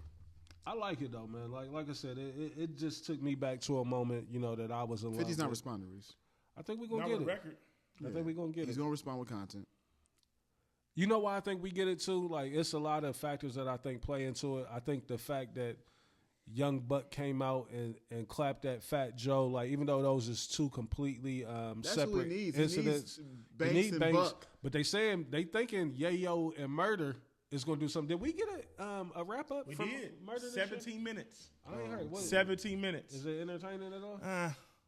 I seen I the white the whole girl thing. from Wildin' Out doing one. The girl with the red hair. Justine. Yeah, like I was like, where's Mano at? Like, Nah, yeah, man. Not Mano, but, he Murder. dropped one 17 minutes. Well, we'll see. You know what I mean? I got a feeling Papoose has definitely probably got something recorded. He's just waiting on 50 to say the right thing before he releases this. But y'all can mark my word. Papoose got a track ready for him already. For sure. So that should probably be out sometime this week. I loved him. He did it on the radar freestyle recently. He was going crazy. Papoose was? Oh my god. He went crazy. Hey, looking back at it, like I used to hate Papoose's guts, but Papoose ain't as bad. He ain't that bad. But you know what I hate, Reese? It's like for some reason, like, but today I can't find myself to listen to Pap today. Right? No, never. I'll be like, I'm never putting on I'll a be seeing project. this music. I'm like, I'm not listening to Pap. But I used to fuck with Pap heavy when he's running around. A lot of these artists that we used to enjoy and listen to back in the day, it was because we loved mixtapes so much, and their record would come on, or it was a freestyle. Mixtapes was the shit, bro. Mixtapes were the gift and the curse, though, because it got you to where me. I'm not listening to certain niggas like, oh, is it a freestyle? I'll check it out. Yeah, we got, man. But see, I get it. Bring freestyles back. But I get it. Everybody want to capitalize on this shit now. That's the problem. Ain't no money in music, man. But listen, it's funny that you say that because I feel like what Jim and Fab and all them did should be prime example on how that does work. Yeah. Rapping over other niggas' beats and getting busy does work. That's why the feds came for drama and all them niggas, like, because that shit right there, that was lucrative.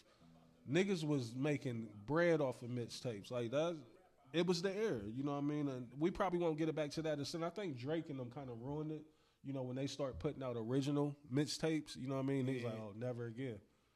Even though Drake was rapping over niggas' beats on the mixtape, you know what I mean? But he had a producer come in and replay some shit a little bit. But Can we let Pap cook? You got a Pap over there? Yeah. Can't challenge my intellect. The top of the watch is flooded with straight baguettes. My rolling more presidential than the candidates they elect. You industry niggas owe, but keep your money. Pay respect. I'm about to make a movie. Go get your popcorn and Raisinets. Kill your favorite rapper. I stop his oxygen, break his neck. See, this new era don't want to hear that right now. He's spitting.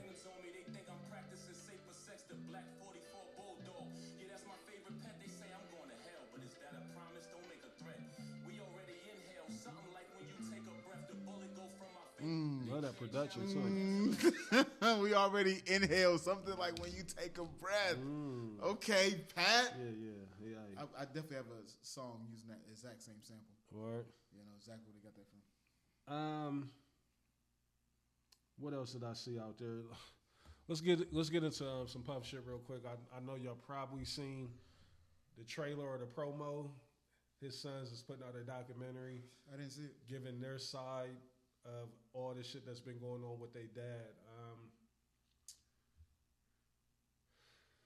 I think with that, man, like, I'm okay with doing it because at the end of the day, I know me and Dez done had the back and forth with the whole feeling sorry for the kids or whatnot. Or that's still their dad, you know what I mean? And they probably looking at it like, sick nigga or not, I love this man to death. Yeah. You know what I mean? I understand the world hates him right now. That documentary was crazy though. Which one? The 50 one? Yeah. So you saw the whole thing? Oh, I saw the. I don't think we ever addressed it on the show. We ain't never speak about it. I watched it when I was on the flights. And did they murder somebody? They pretty much admitted it on there. Like they went into the bathroom, nigga didn't come back out, and I don't know if you saw it on there.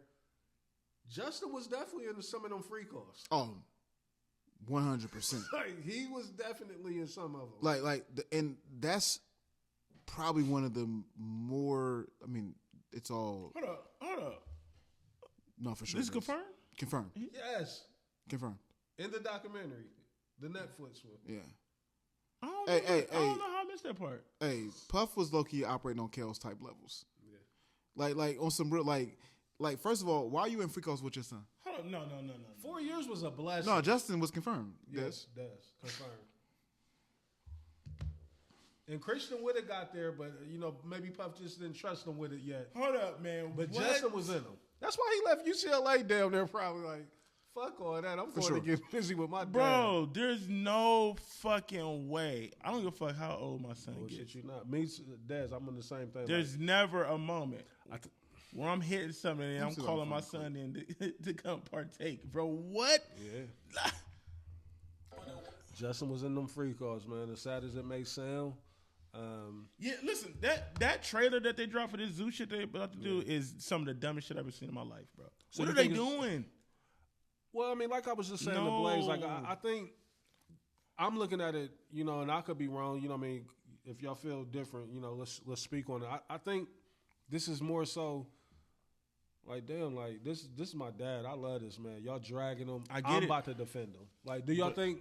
But are they wrong for defending them? Even though we know Puff is in the wrong? But they've been making so many bad moves trying to defend their dad since the beginning. True. Dropping songs, going at 50 Cent, talking about you're gonna slap 50 Cent, saying you checked the wrong house. I ain't mad at them talking to 50, like, cause even though, and I'm not necessarily mad at 50 for doing the documentary. You know what I mean? That's the space that he's in. But I'm gonna be honest though, them doing this, them dropping whatever they're about to drop, I don't see anything good that can come from this though, Reese. I agree. Like, unless the only thing, I think they just want to tell their side. Unless they got some motherfucking unseen footage to debunk some shit. I don't think nothing's going to help Puff's, the state of how we view Puff. Like, that's why I just feel like the family just need to go silent, go dark 30, and just let Puff do his time. So let's put ourselves in their shoes though. So say somebody was dragging your brother, your dad, you know what I mean? But you got firsthand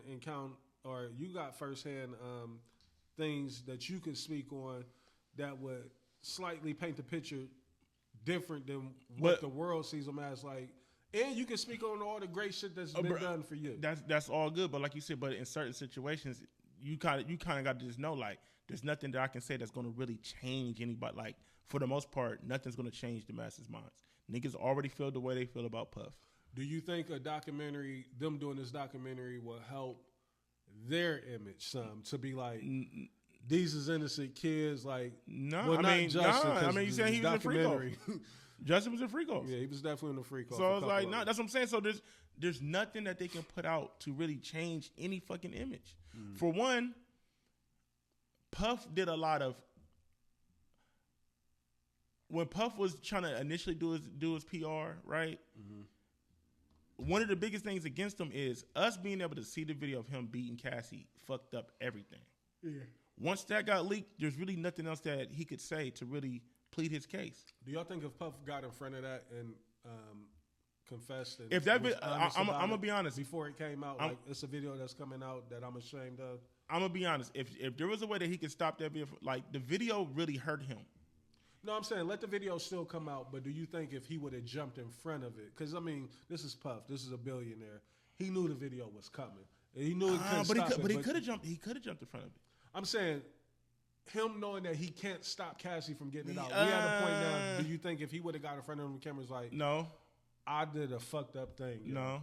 Because you remember he lied about it at first. Right, and said but it wasn't true. I don't feel like there's nothing that he could have did to jump in front of it because we're at the tail end of cancel culture. Mm. So you know, you're not just any public figure. You're Puff. Yeah. You're this billionaire, right?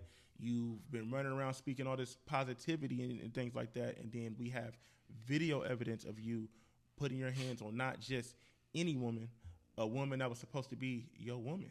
Right. You feel me? And then you add on top of that,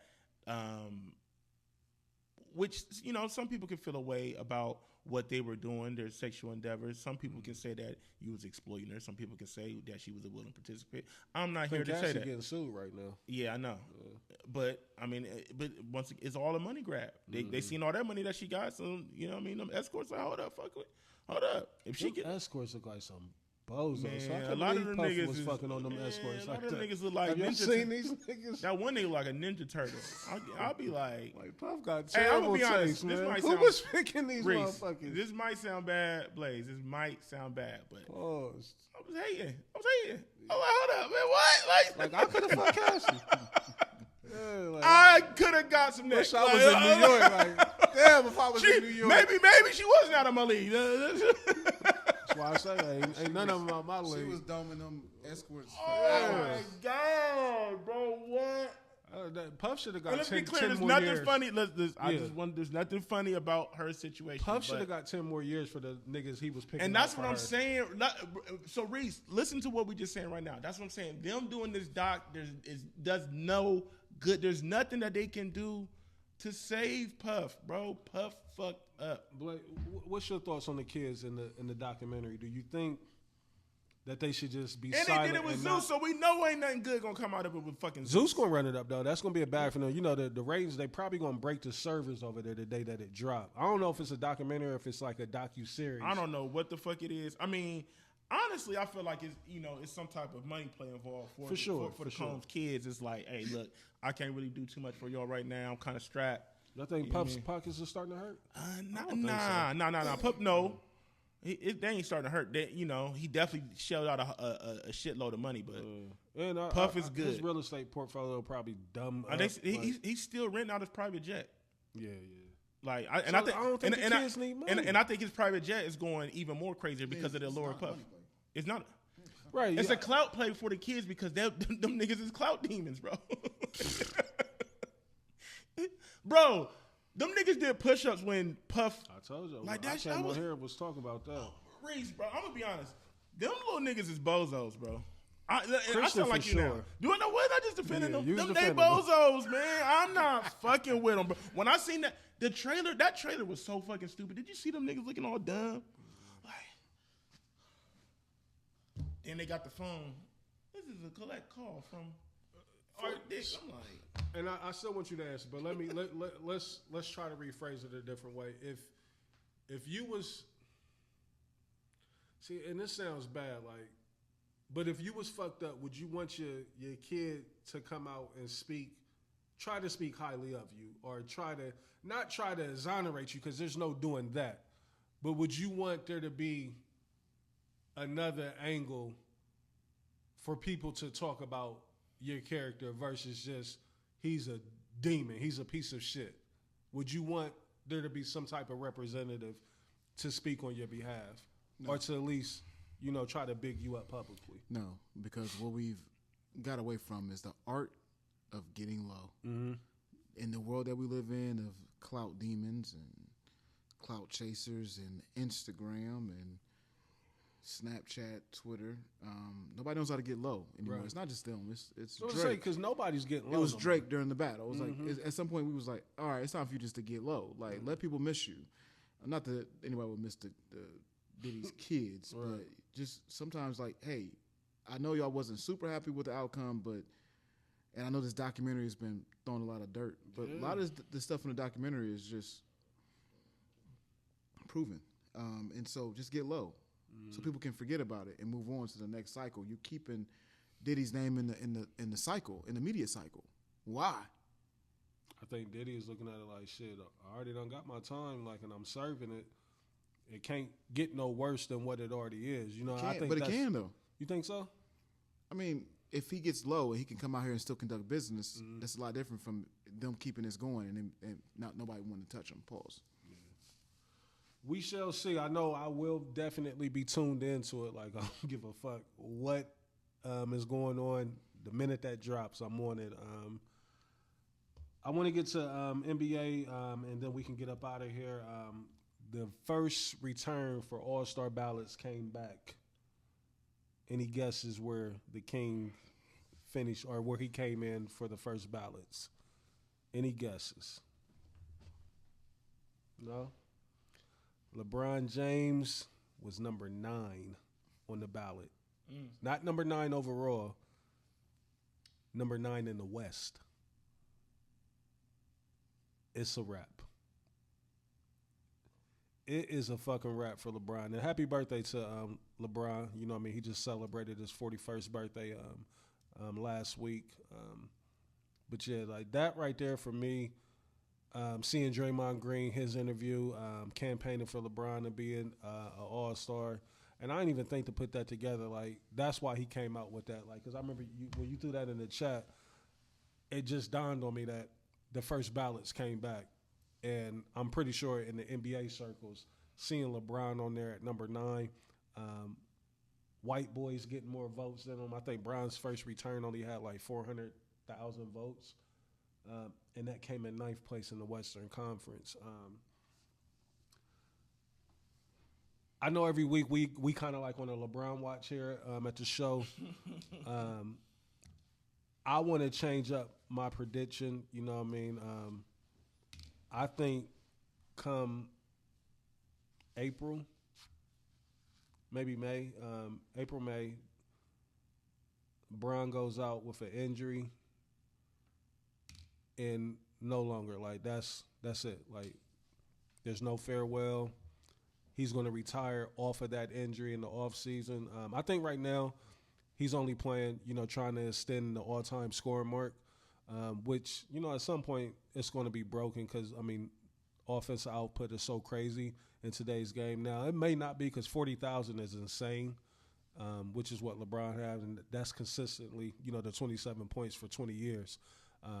It's going to take a grand effort to get to something like that. But I can see it being broke with the way that these little niggas is scoring in today's game. But LeBron being 9th on the ballot, why is it that he can't see the writing on the wall? Like, and again, like, it's probably going to be hard for us to even, try to even have this conversation because I'm sure in LeBron's mind, like, I'm LeBron James. Y'all know who I am? You know what I mean? I think this is what he's battling with. He's battling with himself. You ever went through some bullshit and you can't see it because you're in it? Mm-hmm. Perfect. I've officially come around to feeling bad for LeBron now. You know what I mean? At first, he was on my nerves, but now I feel bad for dude. His birthday night, they had a game where he finished the game with 17 points. Now, most would say, and I still keep saying, like, he's 41 years old. What do you expect? Like, that night that he had that 17 points, it was 17 points on 17 shots. You know what I mean? But then they showed the lowlights, and it's bad, man. Like, it's bad. Like, and there's really no defending him. I know LeBron fans are in hell right now. Like, because he had a hell of a run, man. Yeah, I don't want to say LeBron can't see the writing on the wall. I don't know. Think he can, Des. Man. I don't know what to say, because I feel like we be giving Bron a hard time. Do y'all agree with Draymond, though? Do y'all think we should see Bron incorporated All-Star Weekend in something? I think that's a part of the problem. Yeah. I think that mentality is a part of the problem because he ain't earned it, though? No. If listen, no, because we did. Reese, they gave it to Mike. Reese, but look, they gave it to who was that they did it for? Kobe and who was it that they just did the fair like they? Yeah, Reese, they did Tim that Duncan, for Bron the last 2 years. Yeah. It's enough. What's up? This would be different if Bron would have came out before the season started and said this was my last year. Right. Yeah. Right. Miscalculated. Since But he didn't have any intentions of this being his last year. Okay. He still could reverse this and clean it up right now. But and say I've decided I'm going to retire. To answer your question, I would do that. But so to answer your question is that will be so unfair to allow LeBron to take someone's all-star spot, all because I'm LeBron James. Well, this year they're doing it with the 3 different teams because they got so he's gonna get a spot then. Yeah. They're going to put him with the legends, with the KDs and the Steph, who deserve to be all-stars because they're playing. So that's how they're doing that again? The legends and well, it's not. I thought they were doing going to be international versus USA, right? But it's going to be a third team. I forgot what that third team is made up of, but it's almost like a playoff style. Yeah, round robin. So Bron's going to be on one of them teams then. He's going to be on one, unfortunately. So with that being said, because last year we had 4 teams last year. All-Star? I forgot it was something like that. Do we consider that a real All-Star nod? Do the league consider that an All-Star nod for niggas that played in that game like that? Because last year that shit was ass. The concept sounded cool, but it didn't work. It didn't translate. I wish they would have just made it straight up international versus USA. They need to do that, or listen, bro. To really get this shit cracking, you bring in some of them hungry niggas off the G League. I don't want to see them All-Star Weekend, though. I'm cool. Salute. But you would want to see these niggas that you don't know? Not necessarily play the All-Stars, but I would want to see them play like the rookies or the sophomores. Yeah, maybe. Not on TNT, not on. But I feel like it'd be a competitive game because they're gonna play. That's like All-Star isn't fun, Reese, because these niggas don't play. Right. You feel what I'm saying? So it's like I feel like as much as crazy as it might sound, I hate seeing the white boy in the dunk contest from the G League. You know yeah. McClung. But I'm saying I'd rather them bring the niggas off the street to do the dunk contest. If it's gonna be all niggas off the street. All right, so just cancel the All-Star game. The All-Star game ain't been good in a long time. All right, so just cancel Blaze. it. Like I don't. I think last time it was good was like Zach LaVine and Aaron Gordon. Yeah, let's cancel. Well, that's the dunk with the weekend. I'm just All-Star been done, bro. Because they make too much money and they don't care. We got to be prepared to be a little disgusted with what's going to take place because the All-Star game is in LA this year too. If you wasn't aware, it's in LA. Yeah. So there's no way. There's no way Bron's not finding. They're not infiltrating. Even though it's not in the Staples, it's where the Intuit Dome where the Clippers play. Where the Clippers play. Speaking of the Clippers, I know they stink, but I think they've won 6 in a row. And Kawhi Leonard, 4 out of his last 6 games has been 40+ points. He's starting to cook up, and it all started with what he did to LeBron at half court, where he raped him at half. Ever since that game, this nigga's been balling out of his mind. But we'll see, man. Like I said, I if I'm Bron, this is what I do right now. Rich, get the PR team, get everybody together, get the press release ready, Des. I'm announcing my retirement right now.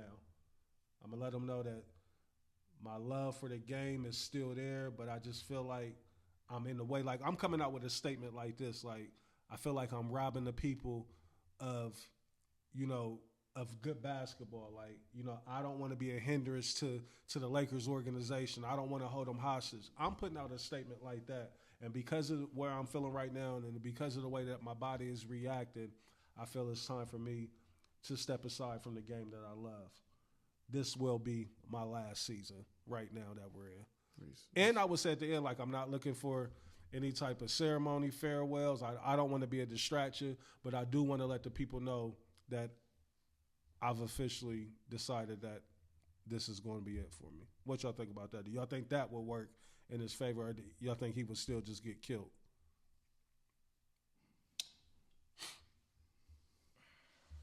Because, I mean, I think what I'm just looking for, where's the fanfare at for, like, how can LeBron spend any of this right now to the positive side? Like, because right now, like, there's nothing working in his favor. Fall in line? You don't think that would be falling in line? Like, and I would mention in the thing, like, Luka is an incredible leader. He's going to lead the Lakers to so much success. Like, he got to come out talking like that.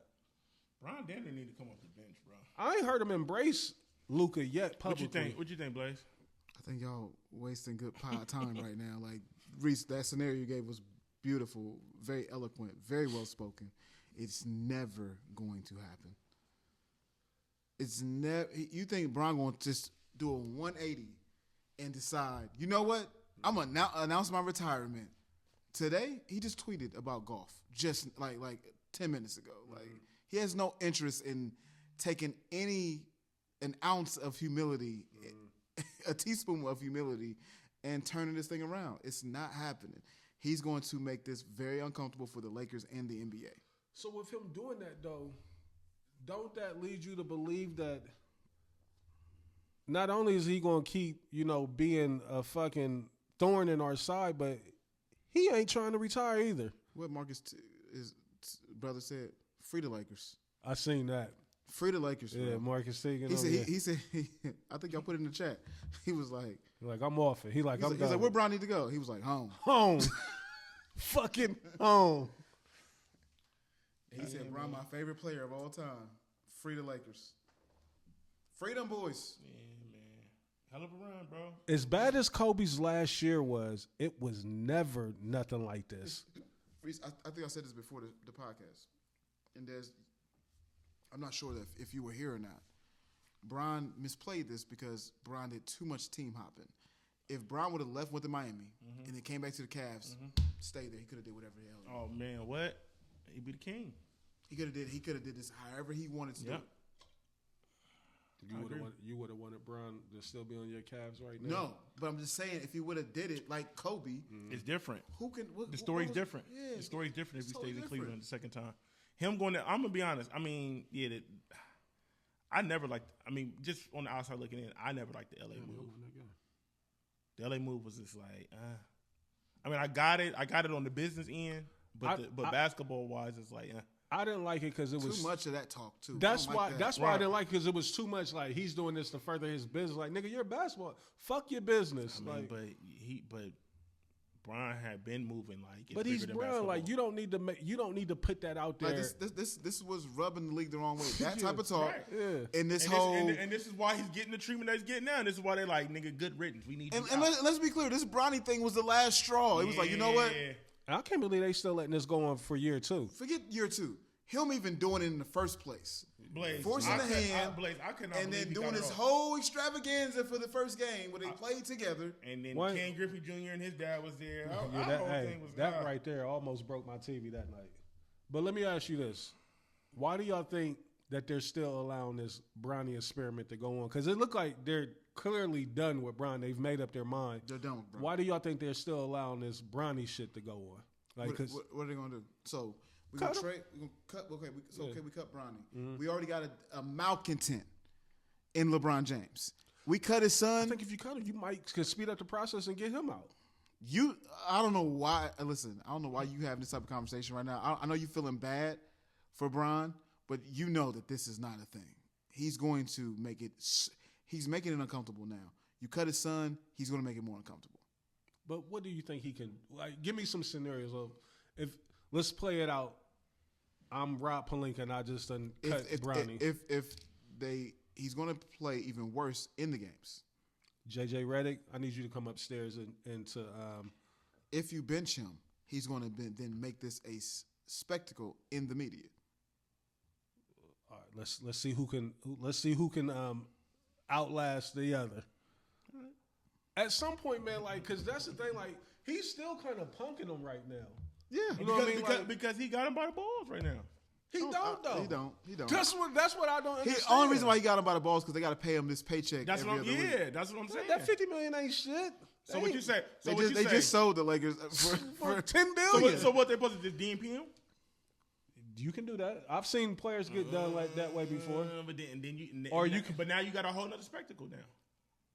You can send, like, the thing about professional sports now, you run the risk of doing what T.O. did, but you can send a nigga home like, we done with you. They could. Now, T.O. was in his driveway doing sit-ups. But that would be more of a distraction for the team in L.A. That team ain't going nowhere. This team ain't going nowhere.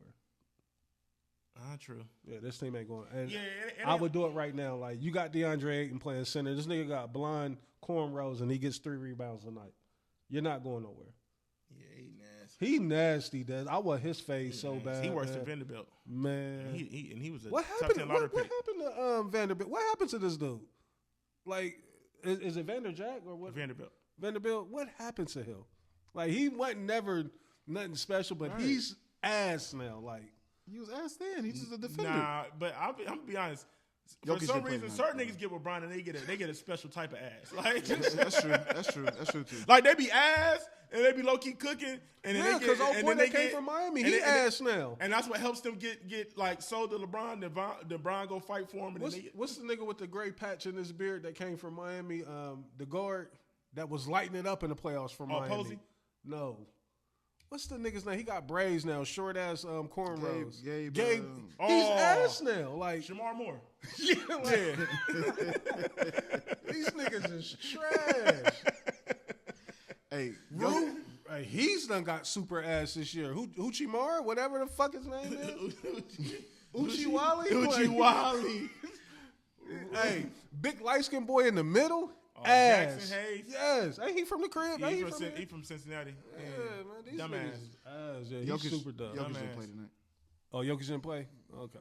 I was just looking at the score. And they back only and had forth. 16 points total, the front line. Yeah. With no Jokic. Dumb ass. Yeah, I mean, the Brown watch will continue, man. I'm enjoying it, but like I said, I am feeling kind of bad for the homie.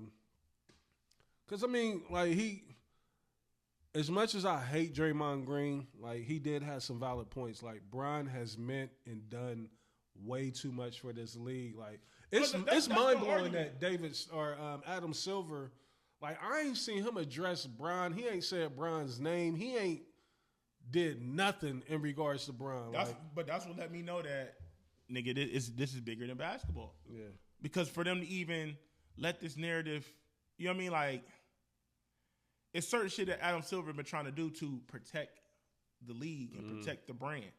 So for a nigga that's been an integral part of the brand for so long, for y'all to even, because usually, but also too, this is why it's important for players to roll this shit out so they can create the narrative in the media press for it. It's like, I think you said it best, Reese, right?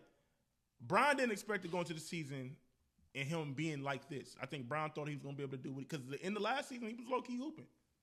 He was low-key hooping. Not really, but he was getting 25. That's what I'm saying. He was getting buckets, though. He was getting buckets, so I think Not- he thought. not my kind but, of buckets. But you know what? See, this is what we keep forgetting to talk about, too. And I know Blaze is over it. Like, why are we wasting pod time on this nigga? But this is what set the tone for me, and this is when I knew we was walking into some bullshit. When he pulled the fake injury before the top of the season, bro. That was fake, bro. That was he tried to pull a power move, and it did not work in his favor because he did not think that Austin Reeves and Luka was gonna go out there hooping like that, and them niggas went out there hooping. And I feel like it fucked up their plan, bro. So then he like, oh, now I got to get into the action. And then he tried to force himself and insert himself into the offense. And now it got Austin Reeves looking ass. Yeah, every game they've lost this year has been by double digits.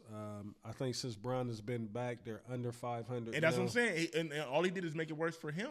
And his plus minus right now is at minus 55. Yeah, they said, like, what was it? They've been outscored 55 points since Brown's been on the court. Bro, think about it. Bro, 10 years ago, bro, they used to have all types of LeBron stats. Like, bro, they was counting hockey assists for Cleveland at one point in time. When the fuck did we ever count hockey assists in basketball, bro? Like, they really had the media Hey, drink going listen, on. listeners of the show, I promise you, it'll be a lot less Brian talk and a lot more real talk. I don't know why these niggas is having this Yeah, old all right, Brian. I'm done, man.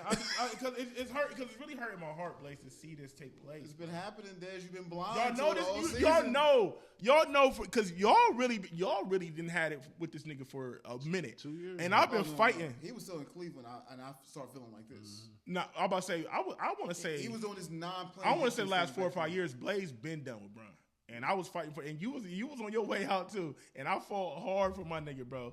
And I don't like it, bro. It's just what he's doing right now is I- selfish, and that's what make it look so bad because it's such a selfish play in a team sport. You know what I mean? Like, and it's always been about Brown. You know what I mean? It's Like, got to be something we don't know behind the scenes. It man. is. It It's is. got to be, bro. It's not making sense. It doesn't make sense to me, Blaze. It doesn't make sense. He gonna come out with his side of the story at some point. He's 41. Like, it makes a ton of sense. It's just that his ego will not allow him to do the things that y'all think that make sense. I just don't understand why he's carrying it like this, bro. Well, what do you mean? When has he ever showed He's you? never been graceful though. Like he's never been. He's always been kind of smug and like he was like a fake good guy. You know what I mean? Like he gave off that image. Like, and I think this is coming from people that kind of know Brown behind the scenes. You know what I mean? And when you know who somebody really is and the image that they put on for the media, but. Again, like I love to say, we shall see at some point. That's all I got tonight. Dame Dash, still sad stories going on with him. They said his production company sold at an auction for $100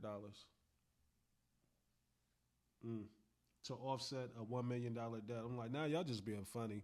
Like they reported that it sold for $100 to offset a $1 million debt.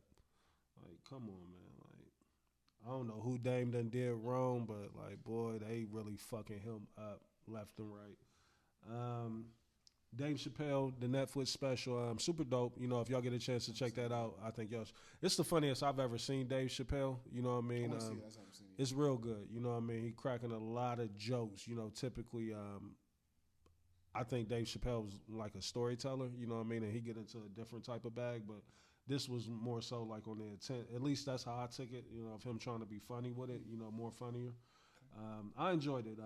Went to the movies for the first time last week in a long time. Saw it in the kind of like it was just weird sitting in the movies, man. Like when last time y'all been to the movie theater? Gladiator 2. Say it again. Gladiator 2. Oh, I fell asleep on that in the front row. Yeah, that's the one with Denzel, ain't it? Yeah. I tried to watch that movie 4 times. I done fell asleep every time I turned it on. I did see Denzel running after he stabbed somebody at the end. I saw that scene. Hey, Denzel been making some terrible choices lately. He going out with a bang. Yeah, they said that Spike Lee movie on Netflix or whatever Apple was TV. Trash. They said that was trash. He played Puff. Huh? He played Puff. Do he? Yeah. Wow. In TV, 61st Street. Was you hip to that? Yes, Reese. Listen. Did you ever tell me about this? I didn't tell you about it, but I'm sick of you, okay? Hey. I'm just discovering shit. What did you discover recently? Landman? Des. He all on Instagram talking about some, why did y'all tell? I've been telling him about Landman and Mayor of Kingston for years now. Yeah, niggas keep telling me, like, you know how many DMs I got about Mayor. Is it Kingstown or Kingston? Yeah, I done got a whole bunch of shit about that. It was another one, too, that they told me I should check out. Probably the one Tulsa King. Tulsa King, yeah. A lot of people talking about that. But Mayor Kingston or Kingstown is the best show on Paramount Plus. Is it? Yeah, for sure. 61st Street was good, and it was the last 2 episodes. Like, And it's the writers or the people that did Your Honor. Like, it's the same story. I know this because you put it out there on social media. Yeah. You put the whole campaign up. It's the same story. And even some of the same, like Big Mo, she's in 61st Street. You know what I mean? It's a few people here and there, but it's the same exact story. They just flip it around a little bit. But other than that, one battle after another. I'm in the middle of watching that movie. It's one battle. That's the one you say. Yeah, I might throw that on tonight. You know what I mean? Like I said, I've really been. First of all, it's one of those weird movies, Reese, where it's like, okay, let me explain this to you. If you're not like, you can't watch this movie and be doing something else. Yeah, which I typically watch movies like this with my phone in my hand. Right. See, but you can't because I do. Like I started watching it and was doing other things, and went back and was like, hold on, what the hell's going on? Yeah. And went back and was like, it's one of them things where it's insane from the beginning, and there's music playing the entire time. Should tell you everything you need to know. Like, why is there music playing the entire time? Everything's like this. And Tiana Taylor, hey, I don't even know if she's in the rest of the movie, but she's in the beginning of the movie. She's a lunatic. She's a lunatic in this movie. And they're like, so let me give you the premise. They're like vigilantes, this group, like this activist group, but they're aggressive as hell. They robbing banks, they blowing stuff up. And there's this military dude who's so weird, he's on purpose meant to be weird. That he's in love with Tiana Taylor. Like, I'm talking about, like, she was like, she had him at gunpoint and was telling him to get his dick up at the same time. He's in the chair, like, it's just a wild movie, but it's a good movie. It's very interesting. I'm gonna have to check it out. Like I said, I've been heavy into series and all that Regina shit. King. Yeah. Niggas been doing the math on Regina King and Ice Cube. Like, she's been his brother or sister in so many movies. They're like, this is where she went when she left from this. Like, I'm gonna have to show you that shit. It's got me down. My man's in there. Maybe it's Regina Hall I'm thinking about. I always get confused. I'm talking about Regina Hall. I think the fine one. They both fine. They both fine. Because one of them definitely looks. The one that wasn't in Thin Line. See, that's Regina Hall, I believe. No, I don't think so. Thin Line's not Hall. I don't know. The girl that's in Boys in the Hood. That's Regina King. That's Regina King. Okay, yeah. The voice of Huey Riley in Boondocks. Yeah. Regina Hall's in there. My man, I can't ever think of my man's name because he's a legendary. I mean, Paid in Full, The Wire. Wood Harris is in there. It's just a good movie, and I can't wait to go watch it. The rest of it. Paradise is on its way back. Yeah, it is. Saying something. It said that Tommy is out of control. Forrest, have you been watching that? No. Reese, I'm not interested in watching nothing that has to do with 50 Cent right now. I haven't watched nothing. You keep asking me the last 3 or 4 shows. I'm not watching it. You got to check it out. Like, I don't, and I don't have stars, and I'm fine with it. Yeah. Even though I'm sure I heard it was offering. I was like, I just paid for stars and just offered $1 for 12. $3.99 for 48 months or some shit. Like, get this motherfucker away for Man, free. just make that shit free. Like, that's all I got, fellas. Y'all got anything? Any announcements? Any birthdays? Anything that we missed? Anything we need to get out there? Anything coming up that y'all want people to know about? Anything? Damn. Hey man, we could talk about it next pod, but we gotta really talk about Stephon Diggs, man. Diggs that nigga's insane. Yeah, he's insane, bro. He's insane. Yeah. Have y'all seen the cook? Yes. I mean the chef. Yes. All right. Well, Listen. she came out and said like strangulation, listen, right? I'm gonna go on record and say He ain't playing in the playoffs. No. Said no. I'm gonna go on record and say that she was more than a chef. Oh well, yeah. No, Reese, you don't see. He doesn't understand. I'm trying to find the picture. You don't understand, Reese. She cold. Yeah. Yeah, like his assistant. Well, I mean, cold. she's double cheeked up for sure. Yeah. I mean, she is. Before you even show me that, in them jeans. His brother got cut on the same day. I think the Packers picked him up. Though. Hey, so I didn't know. That's how much I'm not tapped in, and I need to tap back in, but I'm still struggling with the schedule. But I didn't even know we had lost Trayvon Diggs. Yeah, the same day that story came out with Stephon Diggs, the Cowboys cut him, but the Packers claimed him and picked him up. They probably ain't gonna play him unless they just banged up in the secondary. I can't imagine. But the Patriots had another story that came out too. Somebody else got a domestic violence type charge or some shit. But I don't know. Hopefully the Patriots drop the ball and these niggas is not active come playoff time because I need my Bills to do what they do. Yeah, man. I'll be rooting for you. Yeah, I'm hoping we can get there. We're gonna sit Josh this week and let him try to get that foot together. But it's gonna be a tough battle. We shall see. That's it, folks. Again, Happy New Year to everybody out there. Walt, congratulations on the fucking fantasy football championship. Year 10, it's a wrap. We hopefully can make it bigger and better for year 11. Some minor adjustments, but what we talking about, we outside 2026. We out. Peace.